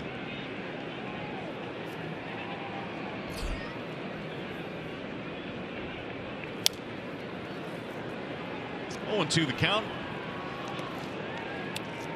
Tigers have 1 more here tomorrow, off day Monday in Cleveland, then a 3-game set against the Indians with revenge on their mind after Cleveland came to town last weekend and swept 3.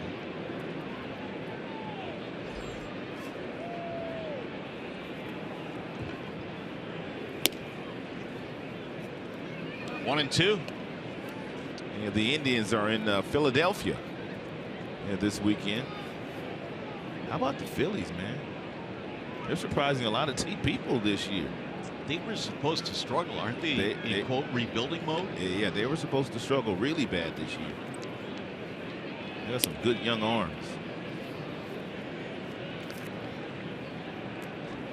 And that's where it all starts.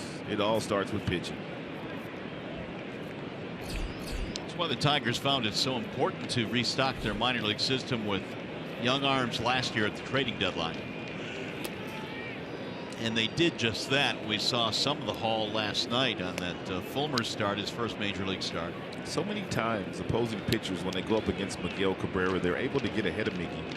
No balls and 2 strikes, and then they just pick around the strike zone. They show Mickey a lot more pitches, which increases Mickey's chances in doing damage.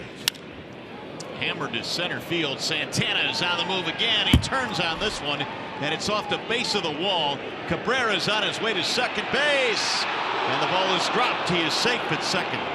And that will classify as damage. A little late slide there by Mickey. Oh, my goodness. It was a late slide. Hope he didn't hurt his left knee. Yeah, Miguel just didn't look right going in. This is what I'm talking about. Mickey's already seen 5 pitches now after he got ahead of him. No balls and 2 strikes, and he throws that breaking ball up there sitting on a tee to the world's best hitter. He hits it off the base of the wall, and he had to hustle to get the double.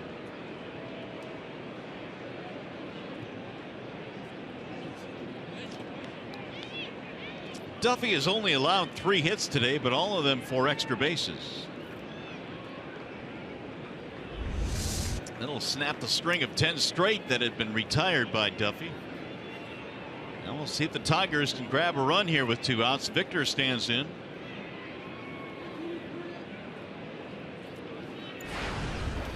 Tigers have not scored since getting 3 in the first inning. A little minor shift on Victor.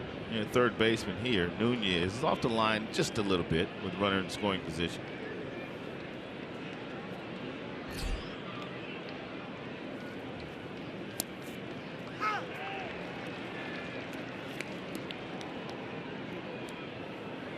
Oh, 0-1. Victor Martinez doubled and scored on the Upton home run in the first inning.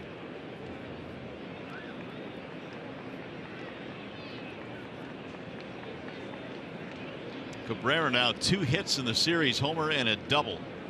If you watch Miguel at second base, yes, he's having a lot of fun, and he's talking to the shortstop and the second baseman. But one of the things that he also does is he looks at every outfielder. He'll look to the center fielder. He'll look to the left fielder. He'll look to the right fielder. He wants to make sure he knows exactly where everybody's playing. And no one has more fun than this cat. Hard not to have fun when you're that good, all right? Impossible not to have fun. Fly ball right field. Sano going back. Can't get it. It's over his head. Up against the wall. Cabrera will come around to score. The throw to second is not in time. And back-to-back doubles with 2 outs has given the Tigers another run. It carried over the head of Sano. Another extra base hit, and for Tigers bats, fastball up. That Victor didn't really hit on the barrel of the bat. He hit that more down on the label, but where Sano was playing, he could not get to it. I thought when it left Victor's bat, he had a chance to catch that ball. Making a 4-1 ball game now.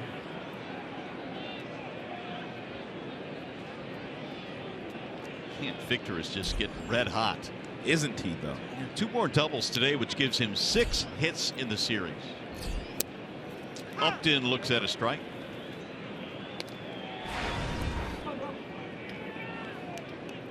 It's a big run for the Tigers that has extended their lead back up to 3. Upton's home run in the first was his 2nd of the year.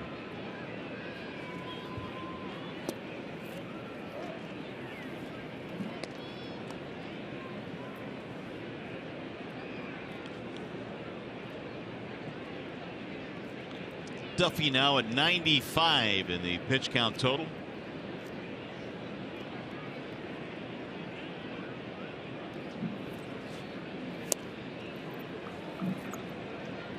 One and two. It's a good 2-seam fastball that's down and in. It's a very difficult pitch to get to, and I don't think Justin picked it up the way that he wanted to. Normally he had swung at this particular pitch down and in. This was never a strike, but you can see the late life on that 2-seamer.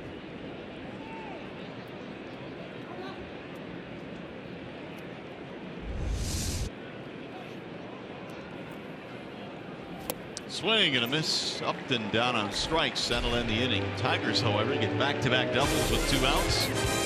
4-1 ball game.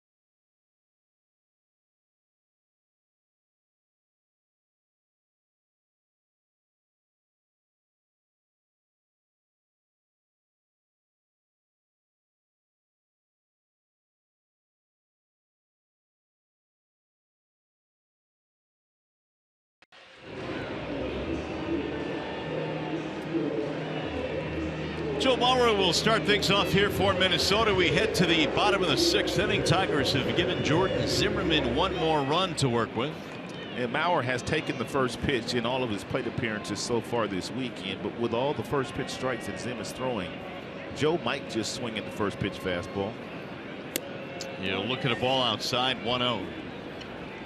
It'll be Mauer, Sano, and Park, the middle 3 in Paul Molitor's lineup. Single ground out for Mauer.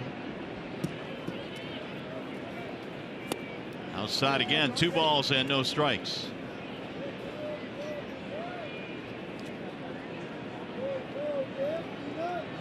Joe Mauer in his career 202 hits against Tigers pitching, which is tops among active players. There's a strike on the outer edge. It's kind of a typical Jordan Zimmerman start here. When you look up, we're into the 6th inning right now. He's given up 4 hits, 1 run. Working quickly, throwing lots of strikes. I love that. Now he's gone to 3-1 on Mauer.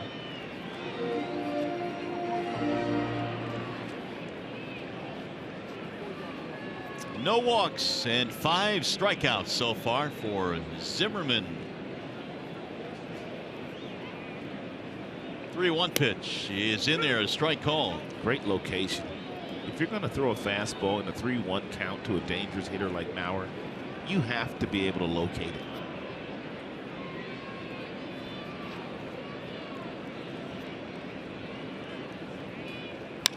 Shoots one back up the middle into center. Mauer with his 2nd hit and the leadoff man on.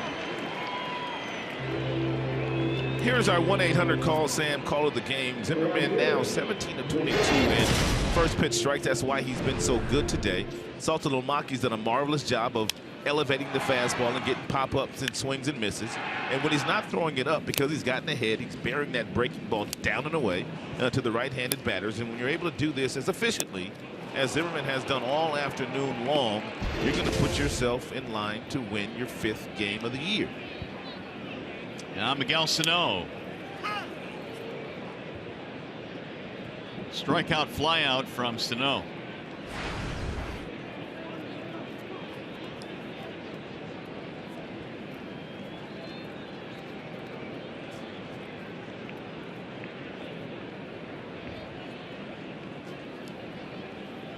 Base hit by Mauer, the 5th given up in this game by Zimmerman. No balls, 2 strikes now on Sano.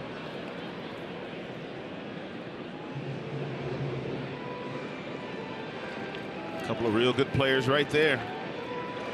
And both have won batting titles, multiple batting titles. And both have won the MVP award. Perennial All-Stars. Joe Mauer and Miguel Cabrera.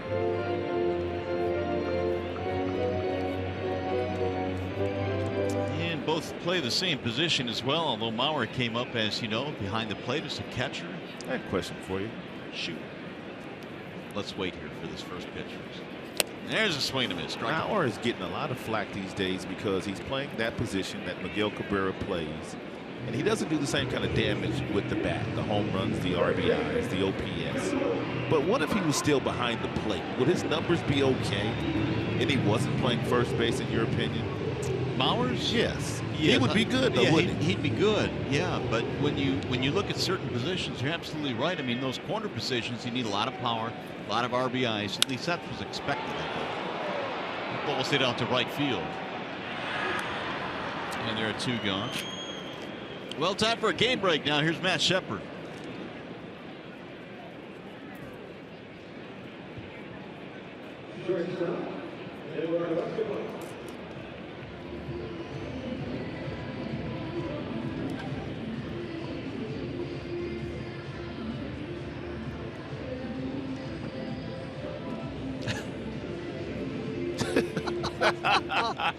He's a piece of work, Shep. He's a piece of work. Here's a strike called on Eduardo Escobar. They got Rosie in the studio for the pregame and the postgame. Nice. I heard some of that pregame show. Rosie does a nice job. He did do well today. Escobar, 2 singles.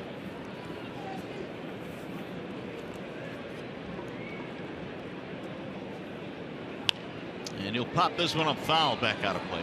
Here's the other question about Mauer, and you brought this up about production behind the plate. Do you think, had he continued to catch all these years, that his numbers would be where they are right now in terms of, you know, how much wear and tear they would have had? That's a great question. And the easy answer is probably say no, because you do take a lot of wear and tear at that position. That's one of the reasons why they got him from behind there, because his bat was so important to them, and the concussions that he suffered a couple of years ago that really started to slow his career down.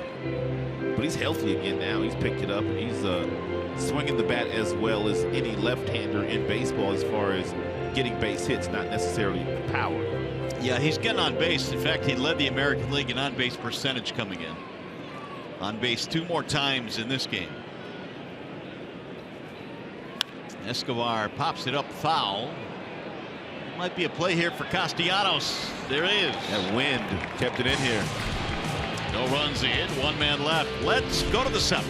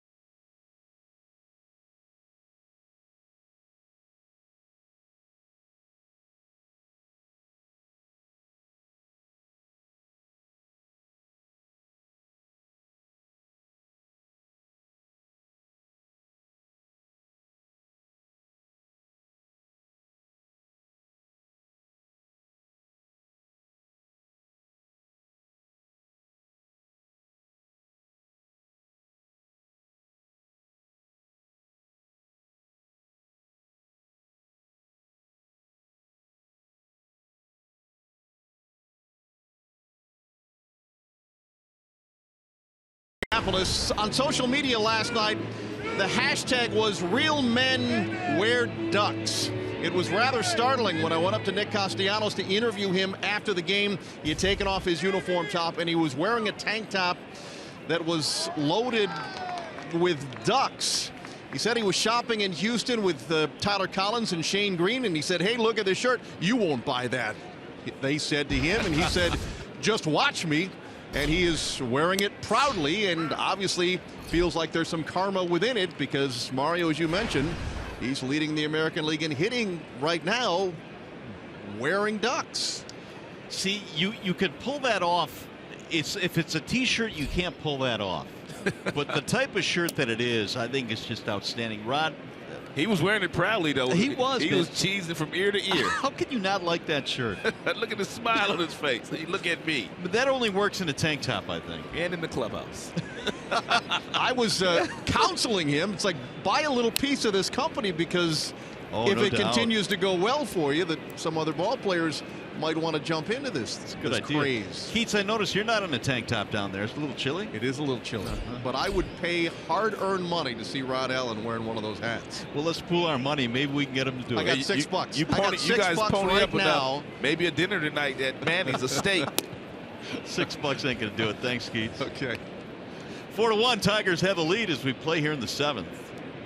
And it is indeed Castellanos leading it off, then Saltalamacchia and Ghost. Tyler Duffy's still out there. He's crossed the 100 plateau in pitches. Little pop-up that's going to drop, base hit. That's how good it's going for Castellanos these days. A loop single to right field. Hey, fans, follow Tigers baseball live with the MLB.com at Bat app. Stay up to the moment at any moment with Game Day. Live game video highlights, StatCast, news, and more. Download MLB.com at Bat, the #1 app for live baseball on your phone or tablet. Here's Saltalamacchia. You're going to play the shift on against Jarrett. Pop up in a strikeout in this game.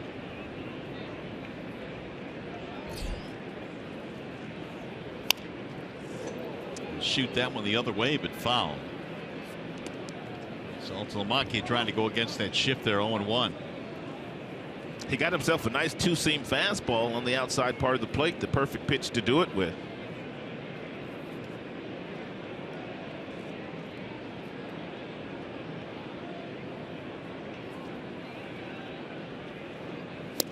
Swing and a miss. 0-2 the count. Saltalamacchia. Tigers 4 runs, 5 hits. Twins 1 run, 5 hits. A Tigers win today, and they would run their winning streak to 4 in a row.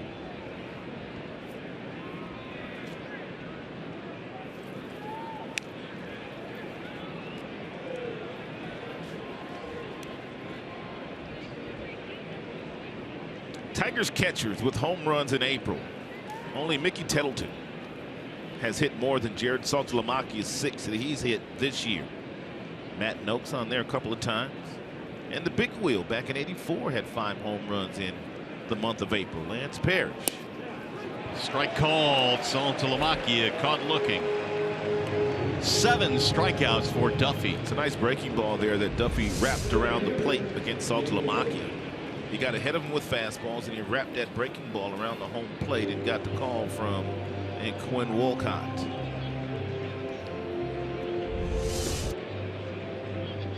.106, that's going to do it for Duffy. Which means it's a wall-side windows pitching change. Twins go to the bullpen. We'll be back.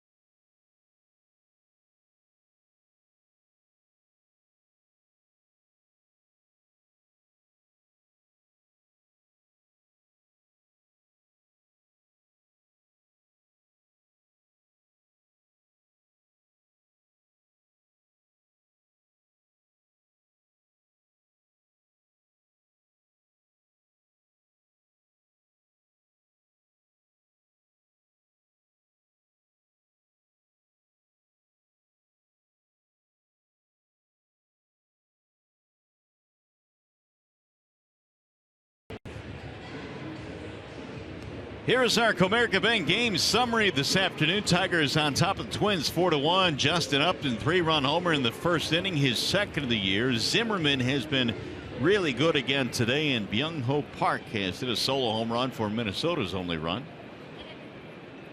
And it looks like the left-hander O'Rourke will come in now. Ryan O'Rourke. He's a left-handed specialist. He also entered the game last night to go up against Anthony Gose.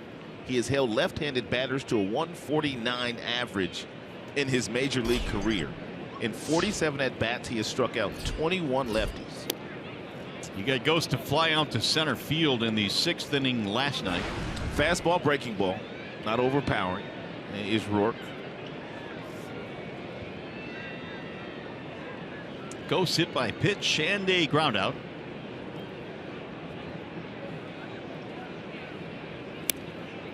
Way inside. 2 balls, no strikes on Anthony. Trevor May warming up now, the right-hander.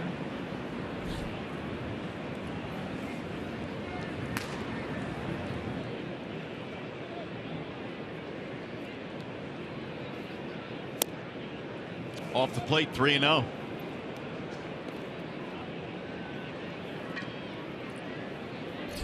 .149, man, that's a really good number against lefties there. Just 7 for 47 against him. But a 3-0 count here, and there's a strike, 3-1.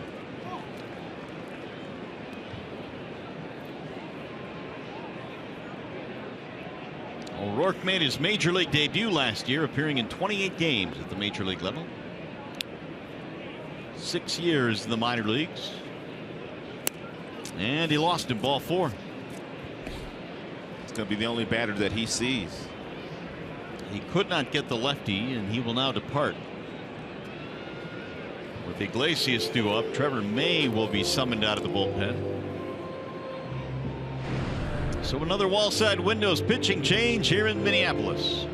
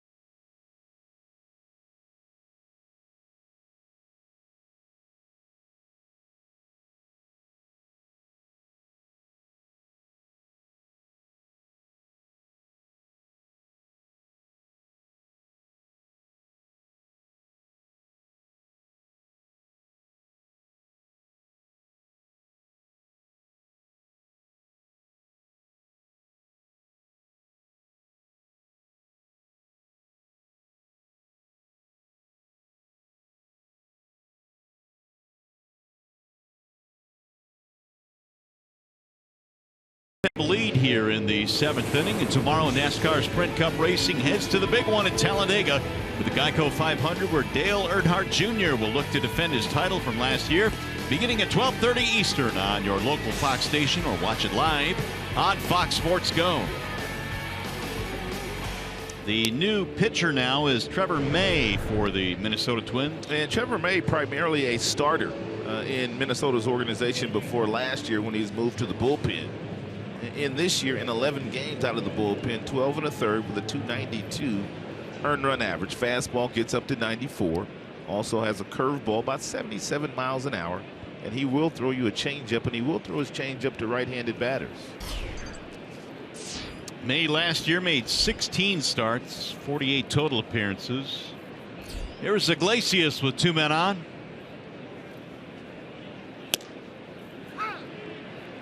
Jose's put the ball on the ground twice. including a double play ball back in the second.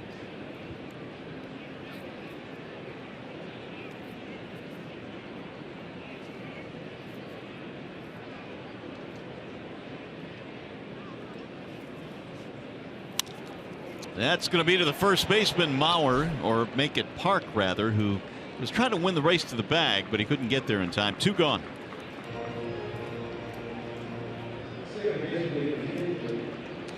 Their bullpen struggled last night against Tigers bats, and they allowed 5 earned runs on 11 hits.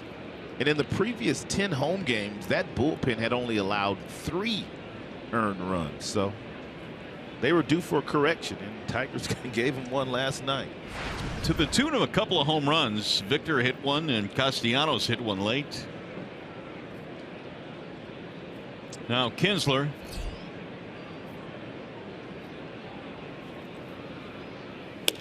Ball 1.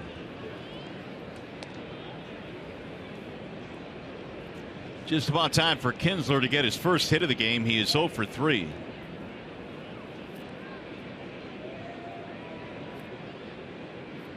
Ian came in having hit safely in 19 of 21 games this year. That'll miss high. 2 balls and no strikes.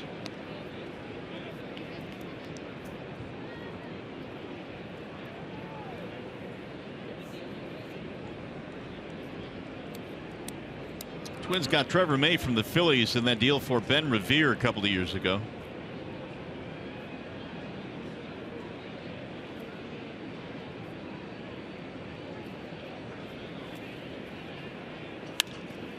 Hammered back out of play was Tardy. 2 balls and 1 strike. And a good 93-mile-per-hour fastball there thrown by May.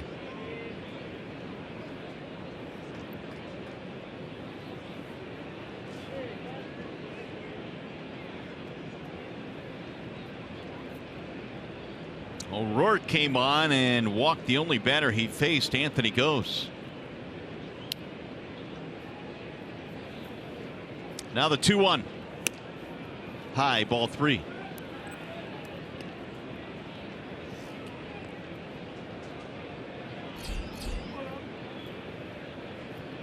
JD Martinez waiting on deck.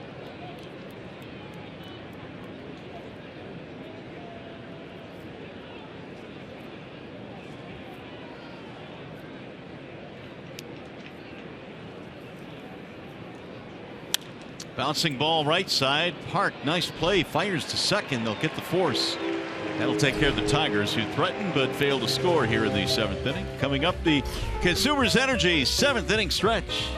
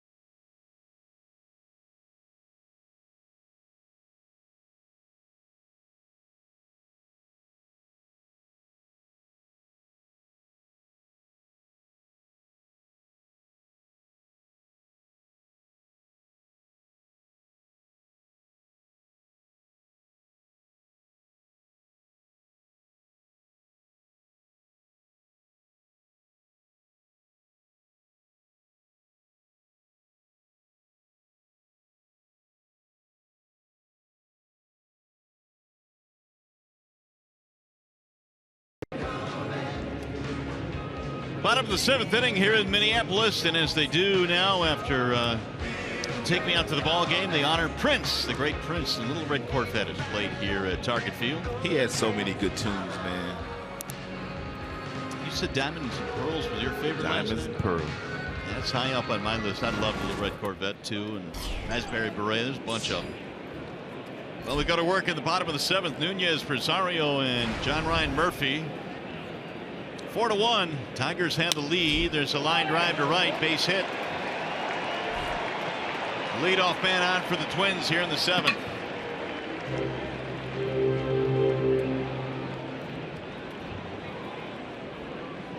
First hit of the ball game for Nunez. It was Eddie Rosario.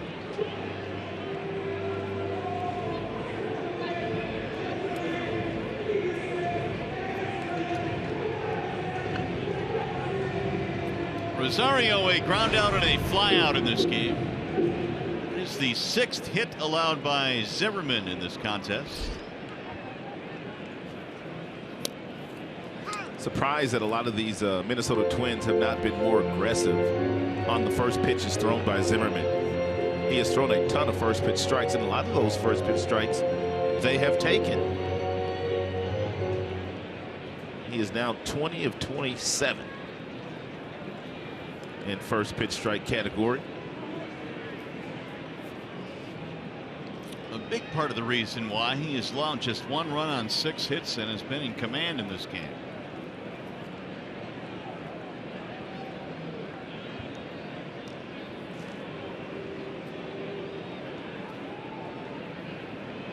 Jordan over the years has done well in the month of April. 16-9 with a 2.74 ERA.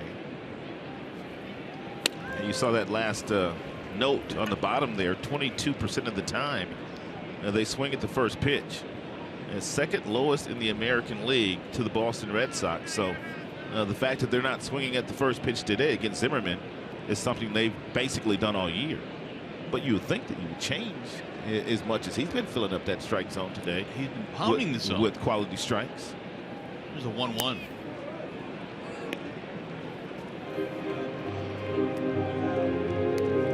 Two balls, 1 strike on Rosario. What do you got on Rosario's shoes, by the way?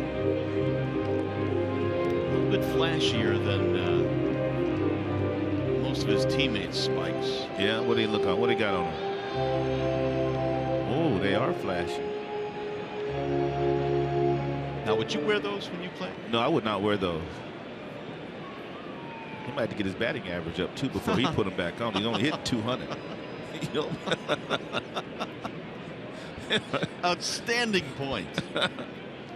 You don't want to draw no attention to yourself when you bet 200. I bet 203. Look at my shoe.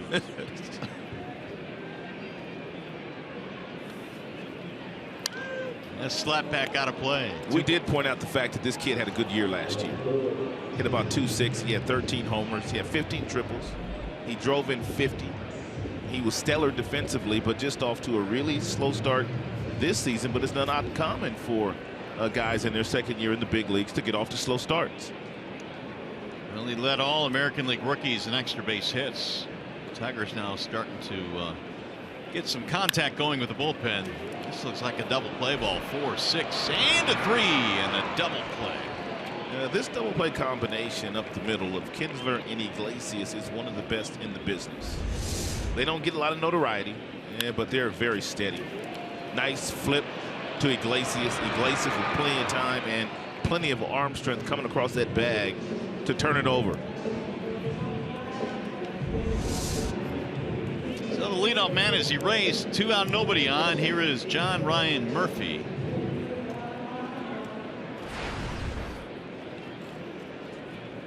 His average now is at .088.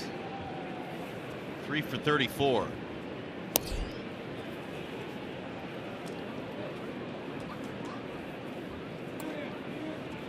Twins are hoping John Ryan Murphy could come over and eventually take over for Kurt Suzuki at some point this year, but he has struggled immensely, really both defensively and with the bat. No homers, no RBIs, and that average sub 100.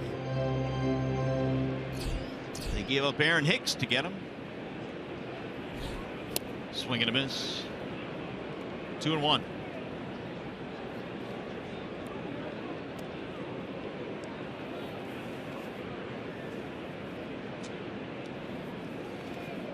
Jordan's high water mark this year is 107 pitches in his second start of the season. Now he's leveled the count at 2-2.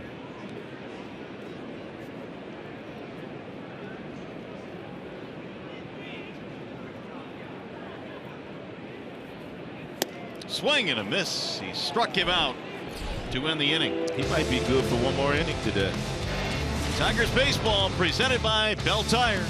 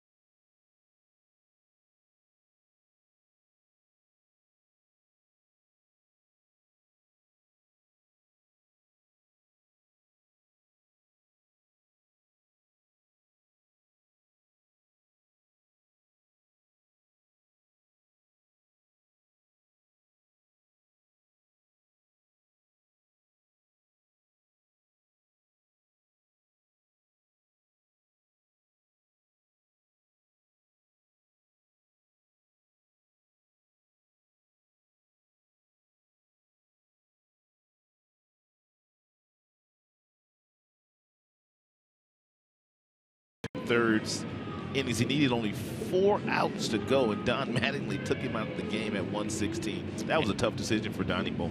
Very tough decision. Had to do it though. The New York Mets last night against the Giants scored 12 runs in the 3rd inning. How about that? Cespedes hit a grand slam, had 6 RBIs in that 3rd.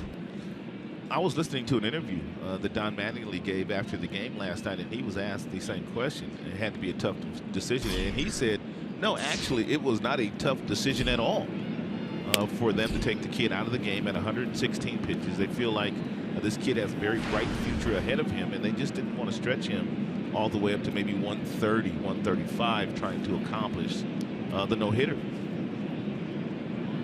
J.D. Martinez leads it off. He'll pop it up. First base side, Park coming toward the railing. Out of room. Brad was asked the same thing today about that decision by Mattingly. He kind of echoed those thoughts. He said, you got a young pitcher. You're more concerned about his future. And first of all, you got to win the game. And, you know, a no-hitter is icing on the cake. You don't want anybody hurt on your clock.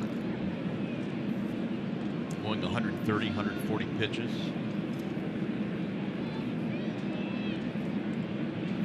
Swing and a miss. 1 ball, 2 strikes on J.D.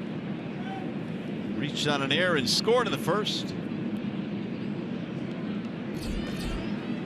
Mark Lowe starting to warm up in the Tigers bullpen.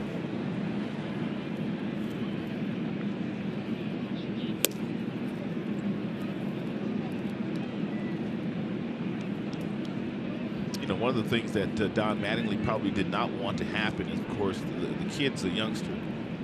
You don't want to run him out there for that many pitches. But remember a few years ago when Johan Santana threw a no-hitter for the New York Metropolitans? Terry Collins had to make that decision. Yep, and he left him out there for 134 pitches, the first ever no-hitter in Mets history. So he left him out there for 134 pitches, and Johan Santana was never the same after that. I mean, that's not a knock on Terry by any stretch of the imagination, but I mean, you can just kind of see where it could go.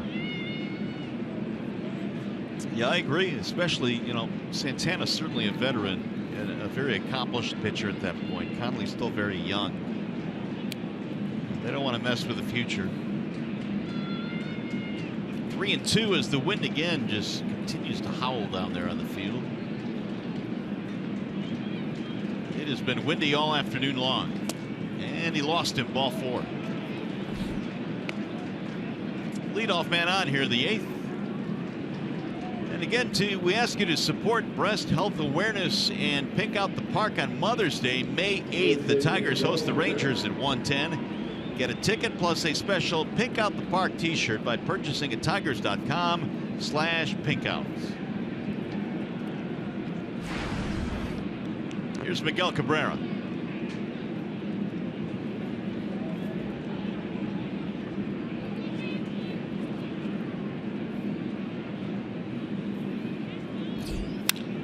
Drilled toward left field, and that's going to be caught on the run there by Rosario.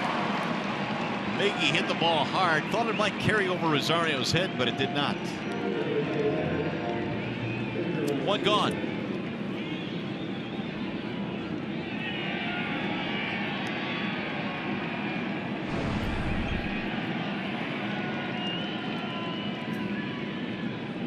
Victor Martinez now 14 extra base hits in 23 games this season. He had just 1 in his first 23 last season. That is a perfect example of how much he was hurting last year and how much he was struggling. 1 extra base hit in his first 23 games. No further proof is necessary. That stat tells it all. 2 more doubles today for Victor, plus an RBI. And they're still overshifting on him.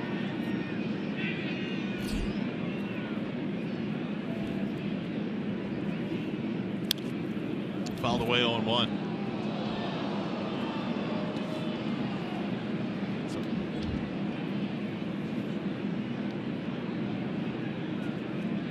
Tigers got 3 in the first inning on the home run by Upton. They added another in the 6th on the RBI double by Victor. They have led all day again today. 4-1 is our score in the 8th.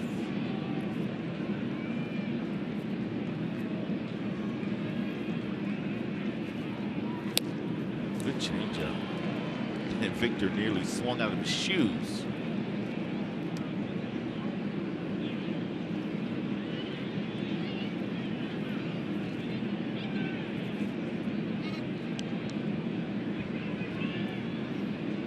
Duffy started this game and left in the 7th. Gonna throw that changeup again. Swing and a miss. So Martinez goes down on strikes. Here is the Magic Moonshot presented by Magic Window. And Tigers had a couple of runners aboard and upset Justin Upton in the very first inning. And he hit a 3-run home run. The Tigers have never looked back in the game. That strikeout, by the way, is the 8th now for Minnesota pitching. Upton 1 for 3 with the home run.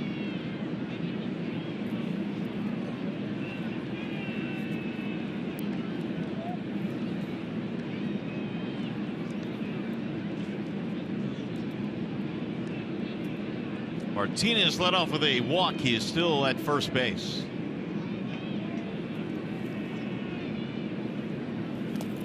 Ball 1. He'll get away from John Ryan Murphy, and that'll advance the runner. JD has been doing a really good job at reading the balls in the dirt. And when that ball leaves the pitcher's hand and he knows it's a breaking ball and it's going to bounce, he's getting some pretty good jumps, and he's able to get himself down to second base on a ball that really did not bounce that far away from the catcher Murphy. But the way that you do that when you're on first base is you have to always anticipate that it's going to be a bad pitch in the dirt.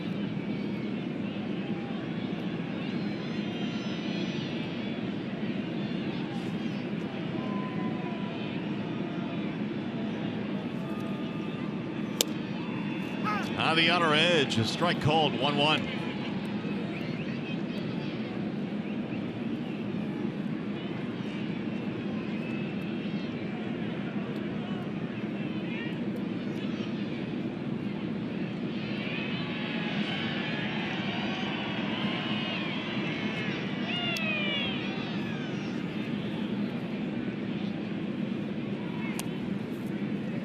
2-1 now on Upton. Should he reach Castellanos waiting on deck? Justin had a 3-hit game yesterday, and then in his first at bat launched a 3-run shot off the starter Duffy, which gives the Tigers 4 home runs in this series, the first 2 games in the series.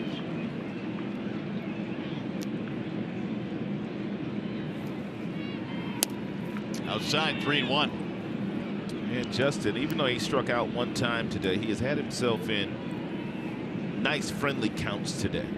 3-1, 2-1, 1-0, and damage counts for a guy that has the kind of ability that he has.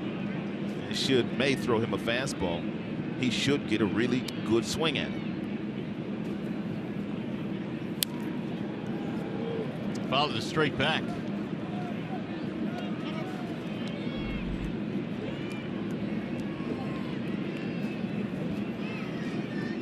Full count, 3-2 on Upton.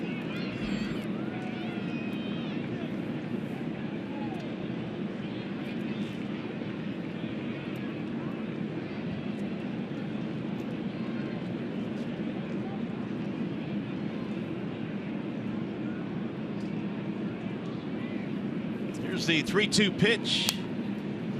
Got a piece of it, staying alive. That's a nice spoil there by Justin. That is a good fastball, about 93, 94 on the outside black, and he's able to just get a piece of it.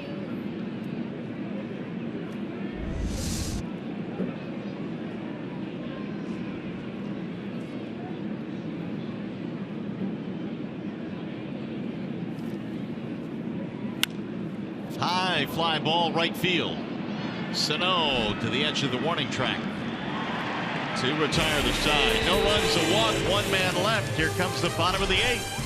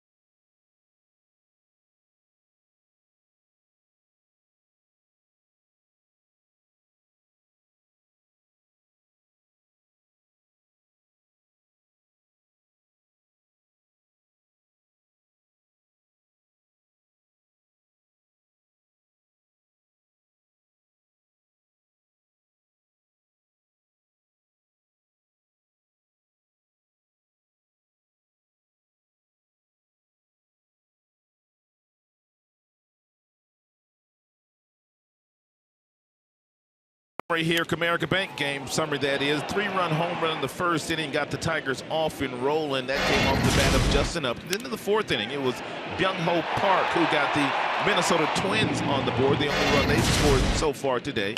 And then after 2 were out, this was the 6th inning.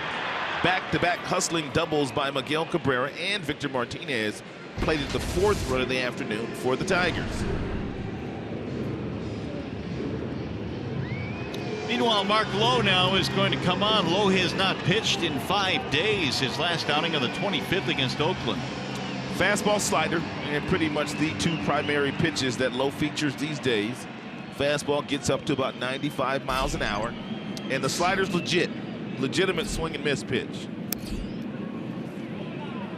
So Lowe will go to work against the top of the Twins lineup. Danny Santana will lead things off.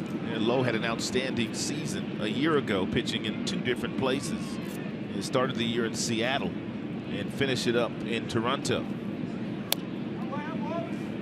His job now is to protect a 4-1 lead here in the bottom of the 8th. Zimmerman goes 7. He was outstanding again today, and he'll wrap up a terrific month of April. Here's the 2-0. 3 balls, no strikes.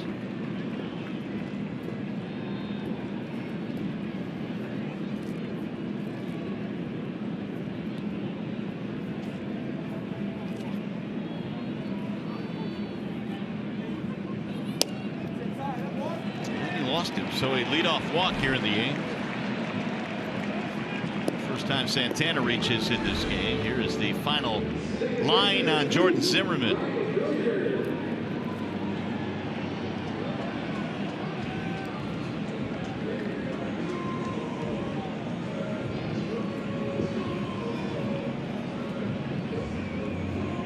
No walks. That's one of the big numbers there again. And 7 strikeouts in this start. Here's Brian Dozier.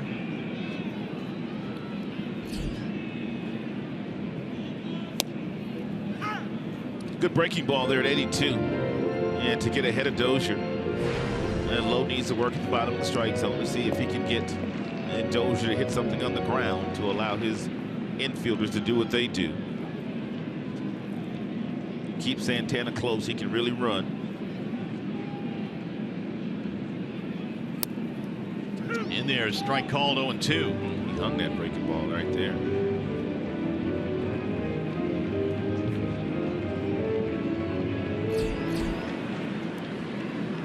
Michael Tonkin and Ryan Presley warming up. A couple of right-handers for Minnesota. Here's the 0-2. Low and away.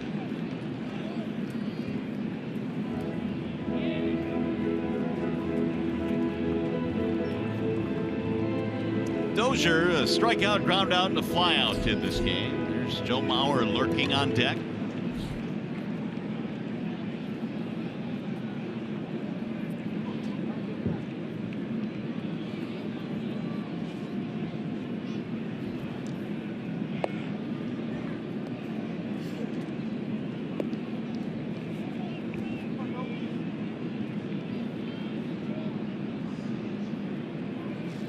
Dozier now 0 for 6 in the series. He does have a walk.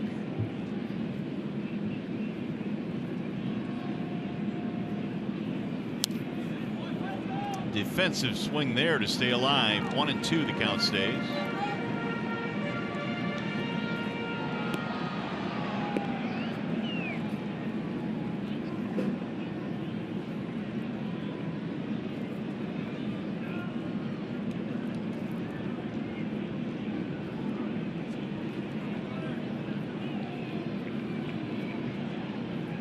Runner goes on 1-2, swing and a miss, thrown down to second. The tag, got him. Slovakia fires a BB to Kinsler, and they called him out.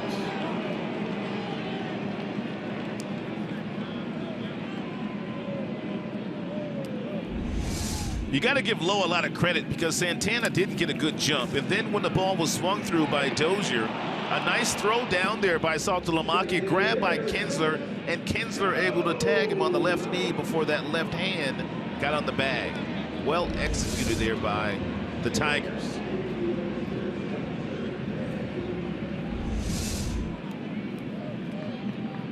Got him right there. Twins looked at the video on it and decided not to challenge, and that's why. Nice throw, nice tag, 2 gone, and here's Mauer.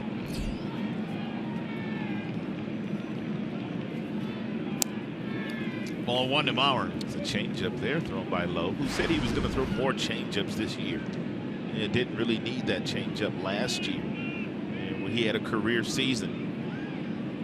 And he was 7th among American League relievers last year with a 1.96. He was nasty.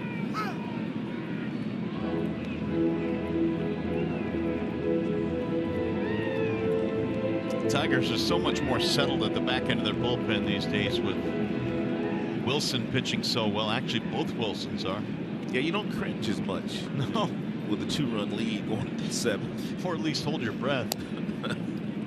Had to tell the fans at home to breathe a lot last year. Pretty confident these days. Just breathe. Alex Wilson, I mean, he's come on and done a great job off the DL. We know what Justin Wilson has done. Hardy has done nice work too since coming back.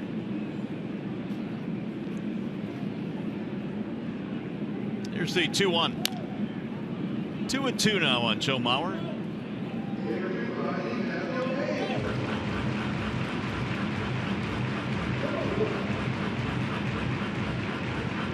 .192 opponent's batting average in the last 5 games against Tigers bullpen. Striking out a bunch, not walking very many.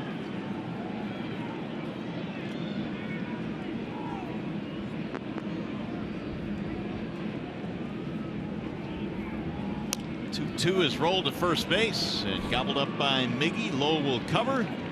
That'll end the inning. No runs, a walk. Nobody left. We go to the 9th.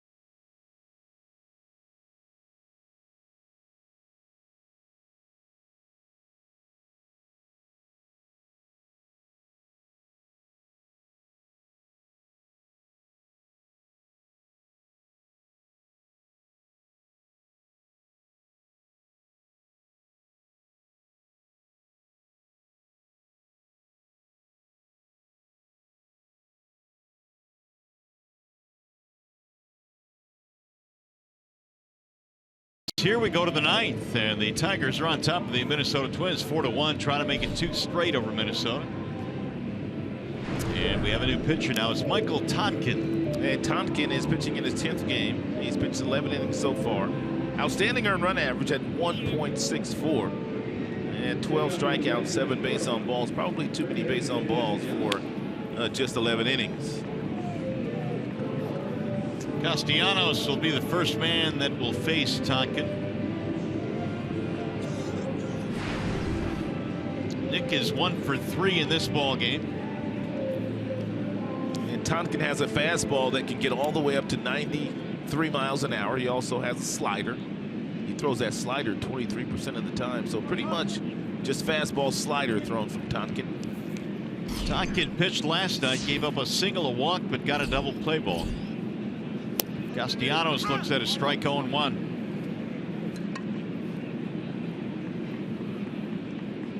Nick had a single in his last at bat for his only hit today. The Tigers have been limited to just 5 hits, but they lead by 3 runs. Back up the middle, and a diving stop by Dozier, but no play. Right through that shift. Castellanos another hit. Well, if they got the shortstop playing his regular position and your second baseman's in his regular position, this is probably an out. The shortstop probably makes this play. No, probably not.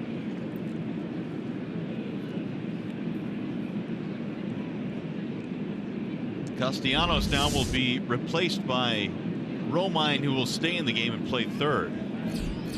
3 straight multi-hit games now for Nick.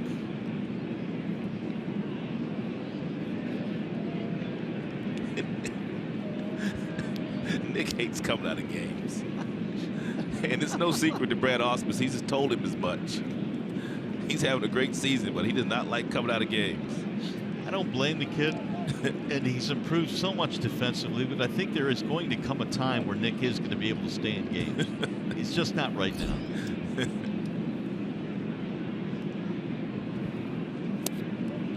Missed it outside. Jared Saltalamacchia, the batter.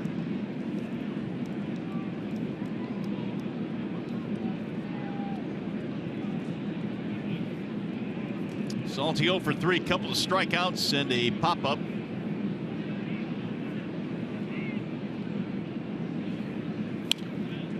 That'll get back out of play. 1 ball and 1 strike. More activity in the Detroit bullpen. Alex Wilson, Frankie Rodriguez. Depending on what the Tigers do here, right now it is a save situation. If it stays a 3-run game, K-Rod comes in.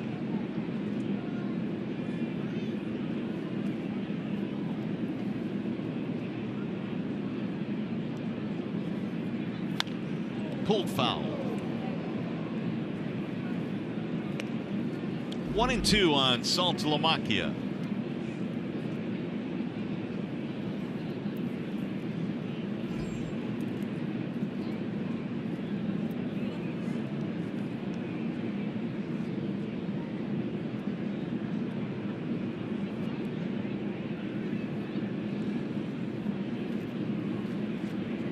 Here's the 1-2 with the runner going. Swing and a miss. Throw down to second base. Not in time. Stolen base for Romine.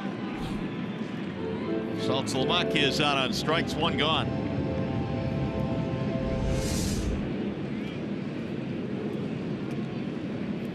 Romine got a pretty good jump, and Murphy couldn't throw him out.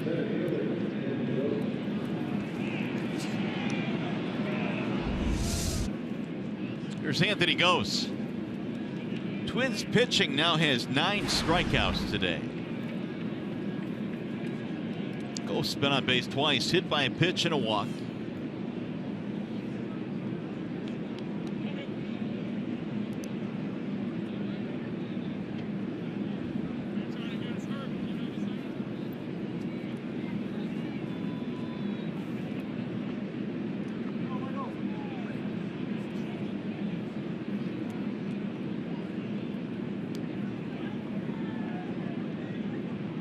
Tigers win here today and they go to 3 over the 500 mark. They came in at 12-10. Those 2 teams in front of them, the White Sox and the Royals, coming back to the pack a little bit.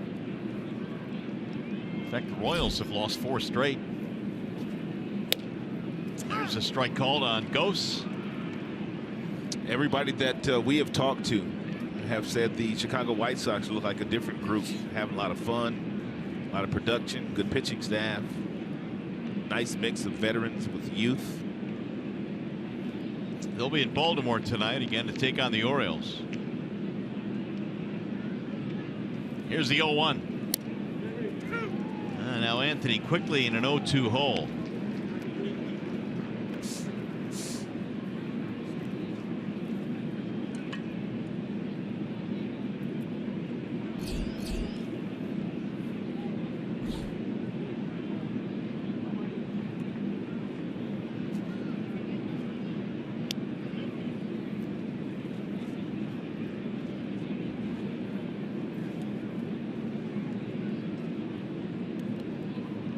Twins today have gone with O'Rourke, May, and Tonkin out of their bullpen.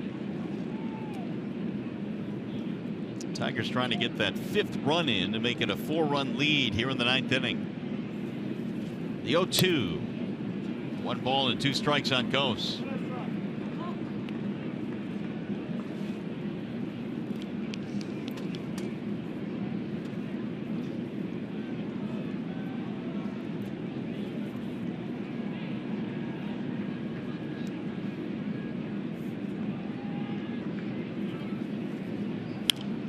That'll get back out of play.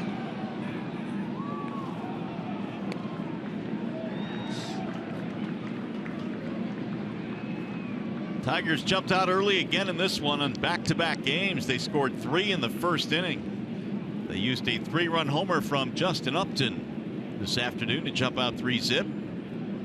And Victor Martinez added an RBI double in the 6th.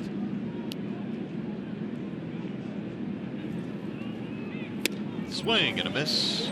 And out of there on strikes is Ghost. 2 gone. We check in with John Keating now with a preview of today's Tigers Live. You mentioned Justin Upton. He will be one of our candidates to interview right after the game on the field. The 3-run homer today for Jay Up. You'll hear from Jordan Zimmermann. Another solid start for the guy that the Tigers acquired from Washington in the offseason. The postgame comments from Brad Ausmus as well. It's Matt Shepard and Dave Rozema in the Call Sam Studios immediately after the game here on Fox Sports Detroit, guys. Always much more fun going into the clubhouse when the Tigers win. And they're 3 outs away from getting that done again here today as Iglesias stands in. Little high, 1-0. 10 strikeouts today for Twins pitching. Iglesias is 0 for 3, including a double play ball.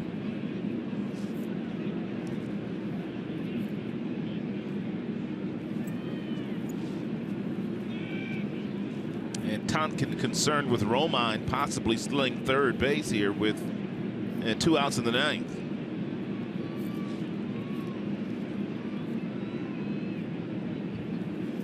Here's the 1-0.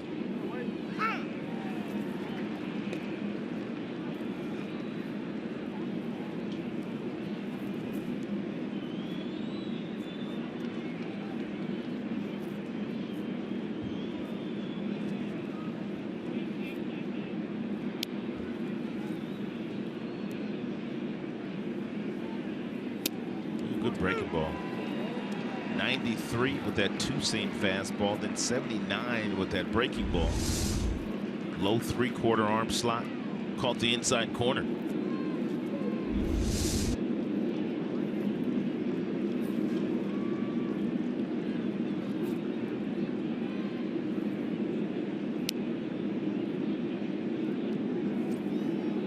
And the 1-2. Swing and a miss, struck him out. So Tonkin strikes out the side after the leadoff single. We will go to the bottom of the 9th here at Target Field.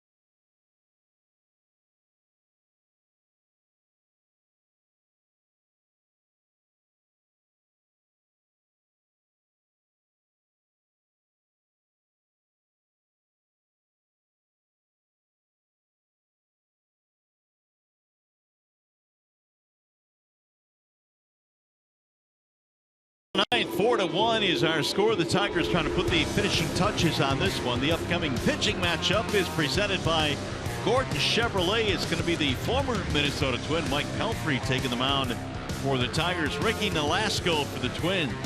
Well, Mike Pelfrey, he's familiar with this mound here in Minnesota, so hopefully he goes out tomorrow and pitches a little bit better than he has in his first few starts with the Tigers. Get that first win of the year and keep this winning streak going.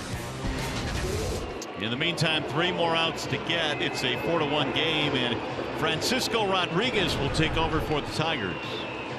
391 career saves for Francisco Rodriguez. He is the active saves leader, just one ahead of Dennis Eckersley.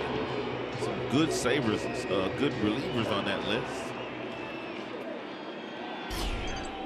Well, he's got Sano, Park, and Escobar here in the 9th inning. The first one is a strike called on Miguel Sano. And one of the things that I've noticed about Rodriguez in his last few outings, he's throwing more fastballs. His fastball not nearly where it used to be when he came up with the Angels, when he was throwing 95 miles an hour. And Francisco said at that time he just threw the ball up there as hard as he could. But he said he's more of a pitcher now, incorporating a breaking ball to change up. He turned himself a thrower back then. Romine stays in the game to play third base. Here's the 0-2. Ooh, that one went about 55 feet.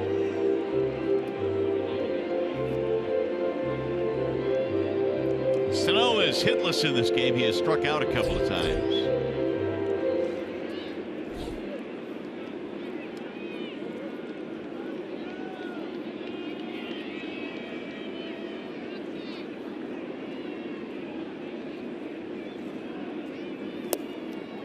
That breaks outside. 2-2 now.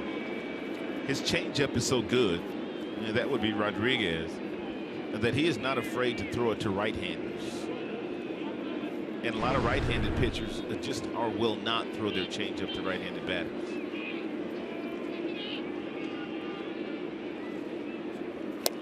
Swing and a miss. Sano is out of there. Let's take a look at the big boys' big play of the game. Byung-ho Park homered into the bullpen of the Minnesota Twins, the only blemish today on the record of Zimmerman.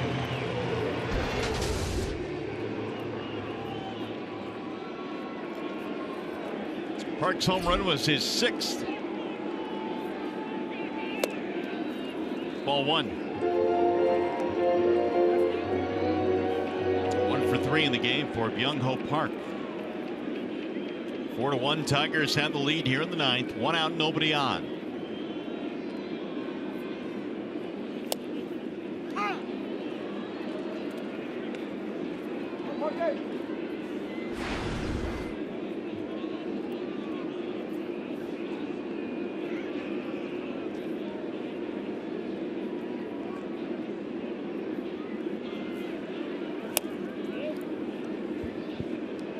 Two and 1 now in Park.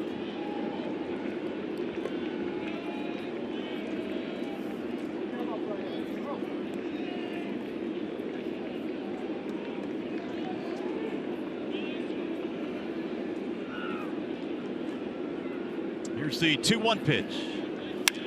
Ooh, a rocket right back to the mound, knocked down by Francisco Rodriguez. That was scary. Did it hit him or did he knock it down? Oh, it hit his glove? Oh my goodness. Kevin Rand wants to know the same thing. Well, probably didn't hit him because he would be in some pain. He'd be down right now. It did, right off the glove. He able to get that glove out and just knock it down. He's like, whoa. Park hits the ball hard. We've learned that today. Here's Escobar with 2 outs.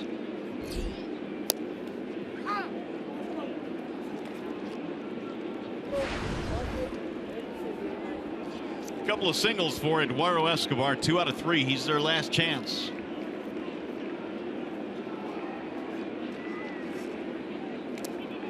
One around. That changeup. It's got real good deception.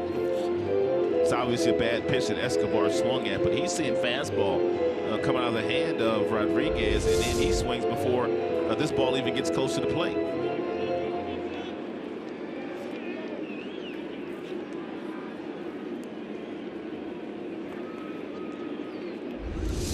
Here's the 0-2.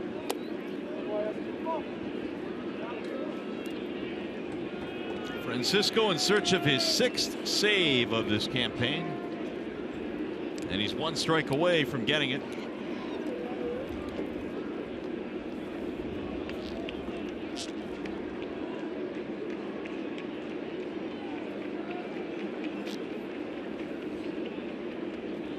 Here's the 1-2. 2 balls and 2 strikes. Should Escobar reach, Nunez would be next.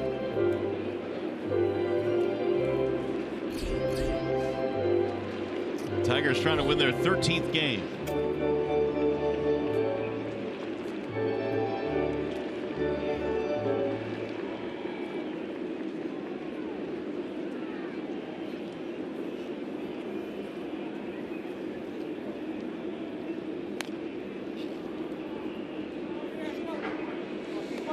Now hopefully tomorrow the Tigers can get Pelfrey some offense, because they have not been able to get him many runs.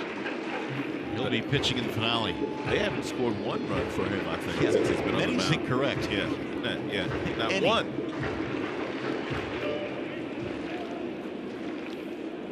Pelfrey coming back to Minneapolis to make the start tomorrow against Nolasco. And he laid off. 3 balls, 2 strikes.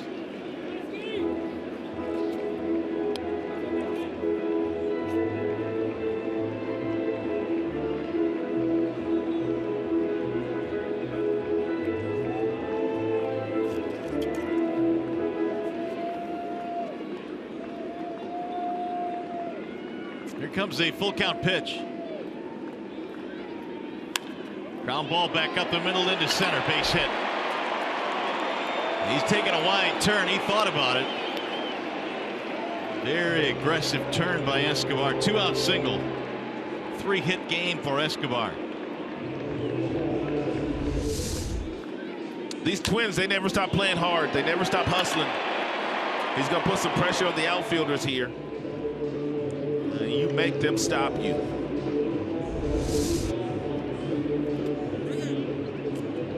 Bring up Nunez, so the game's still alive for the Twins. There's their 7th hit this afternoon. They've actually out-hit the Tigers 7-6.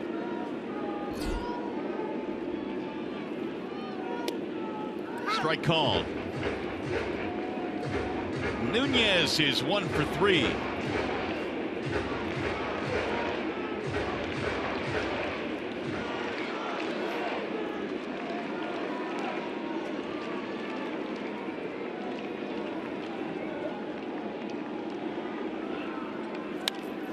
Fouled back out of play. So now again, Frankie ahead. No balls, 2 strikes.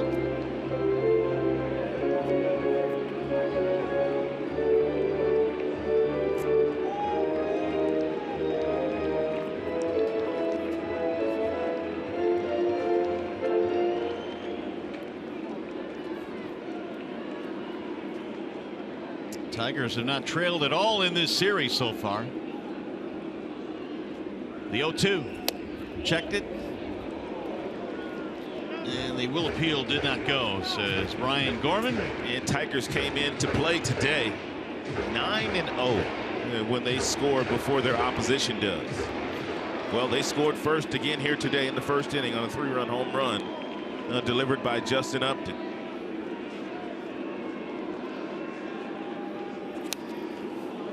As a matter of fact, the Tigers are the only team in the majors that are perfect after scoring first.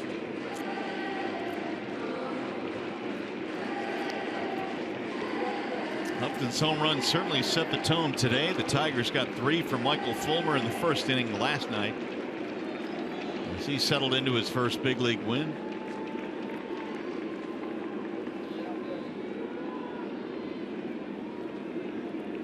Swing and a miss to strike him out, and that will put the capper on another Tigers victory. 4-1 the final score. Francisco Rodriguez strikes out 2 in earning the save. We'll be back to Minneapolis in a moment.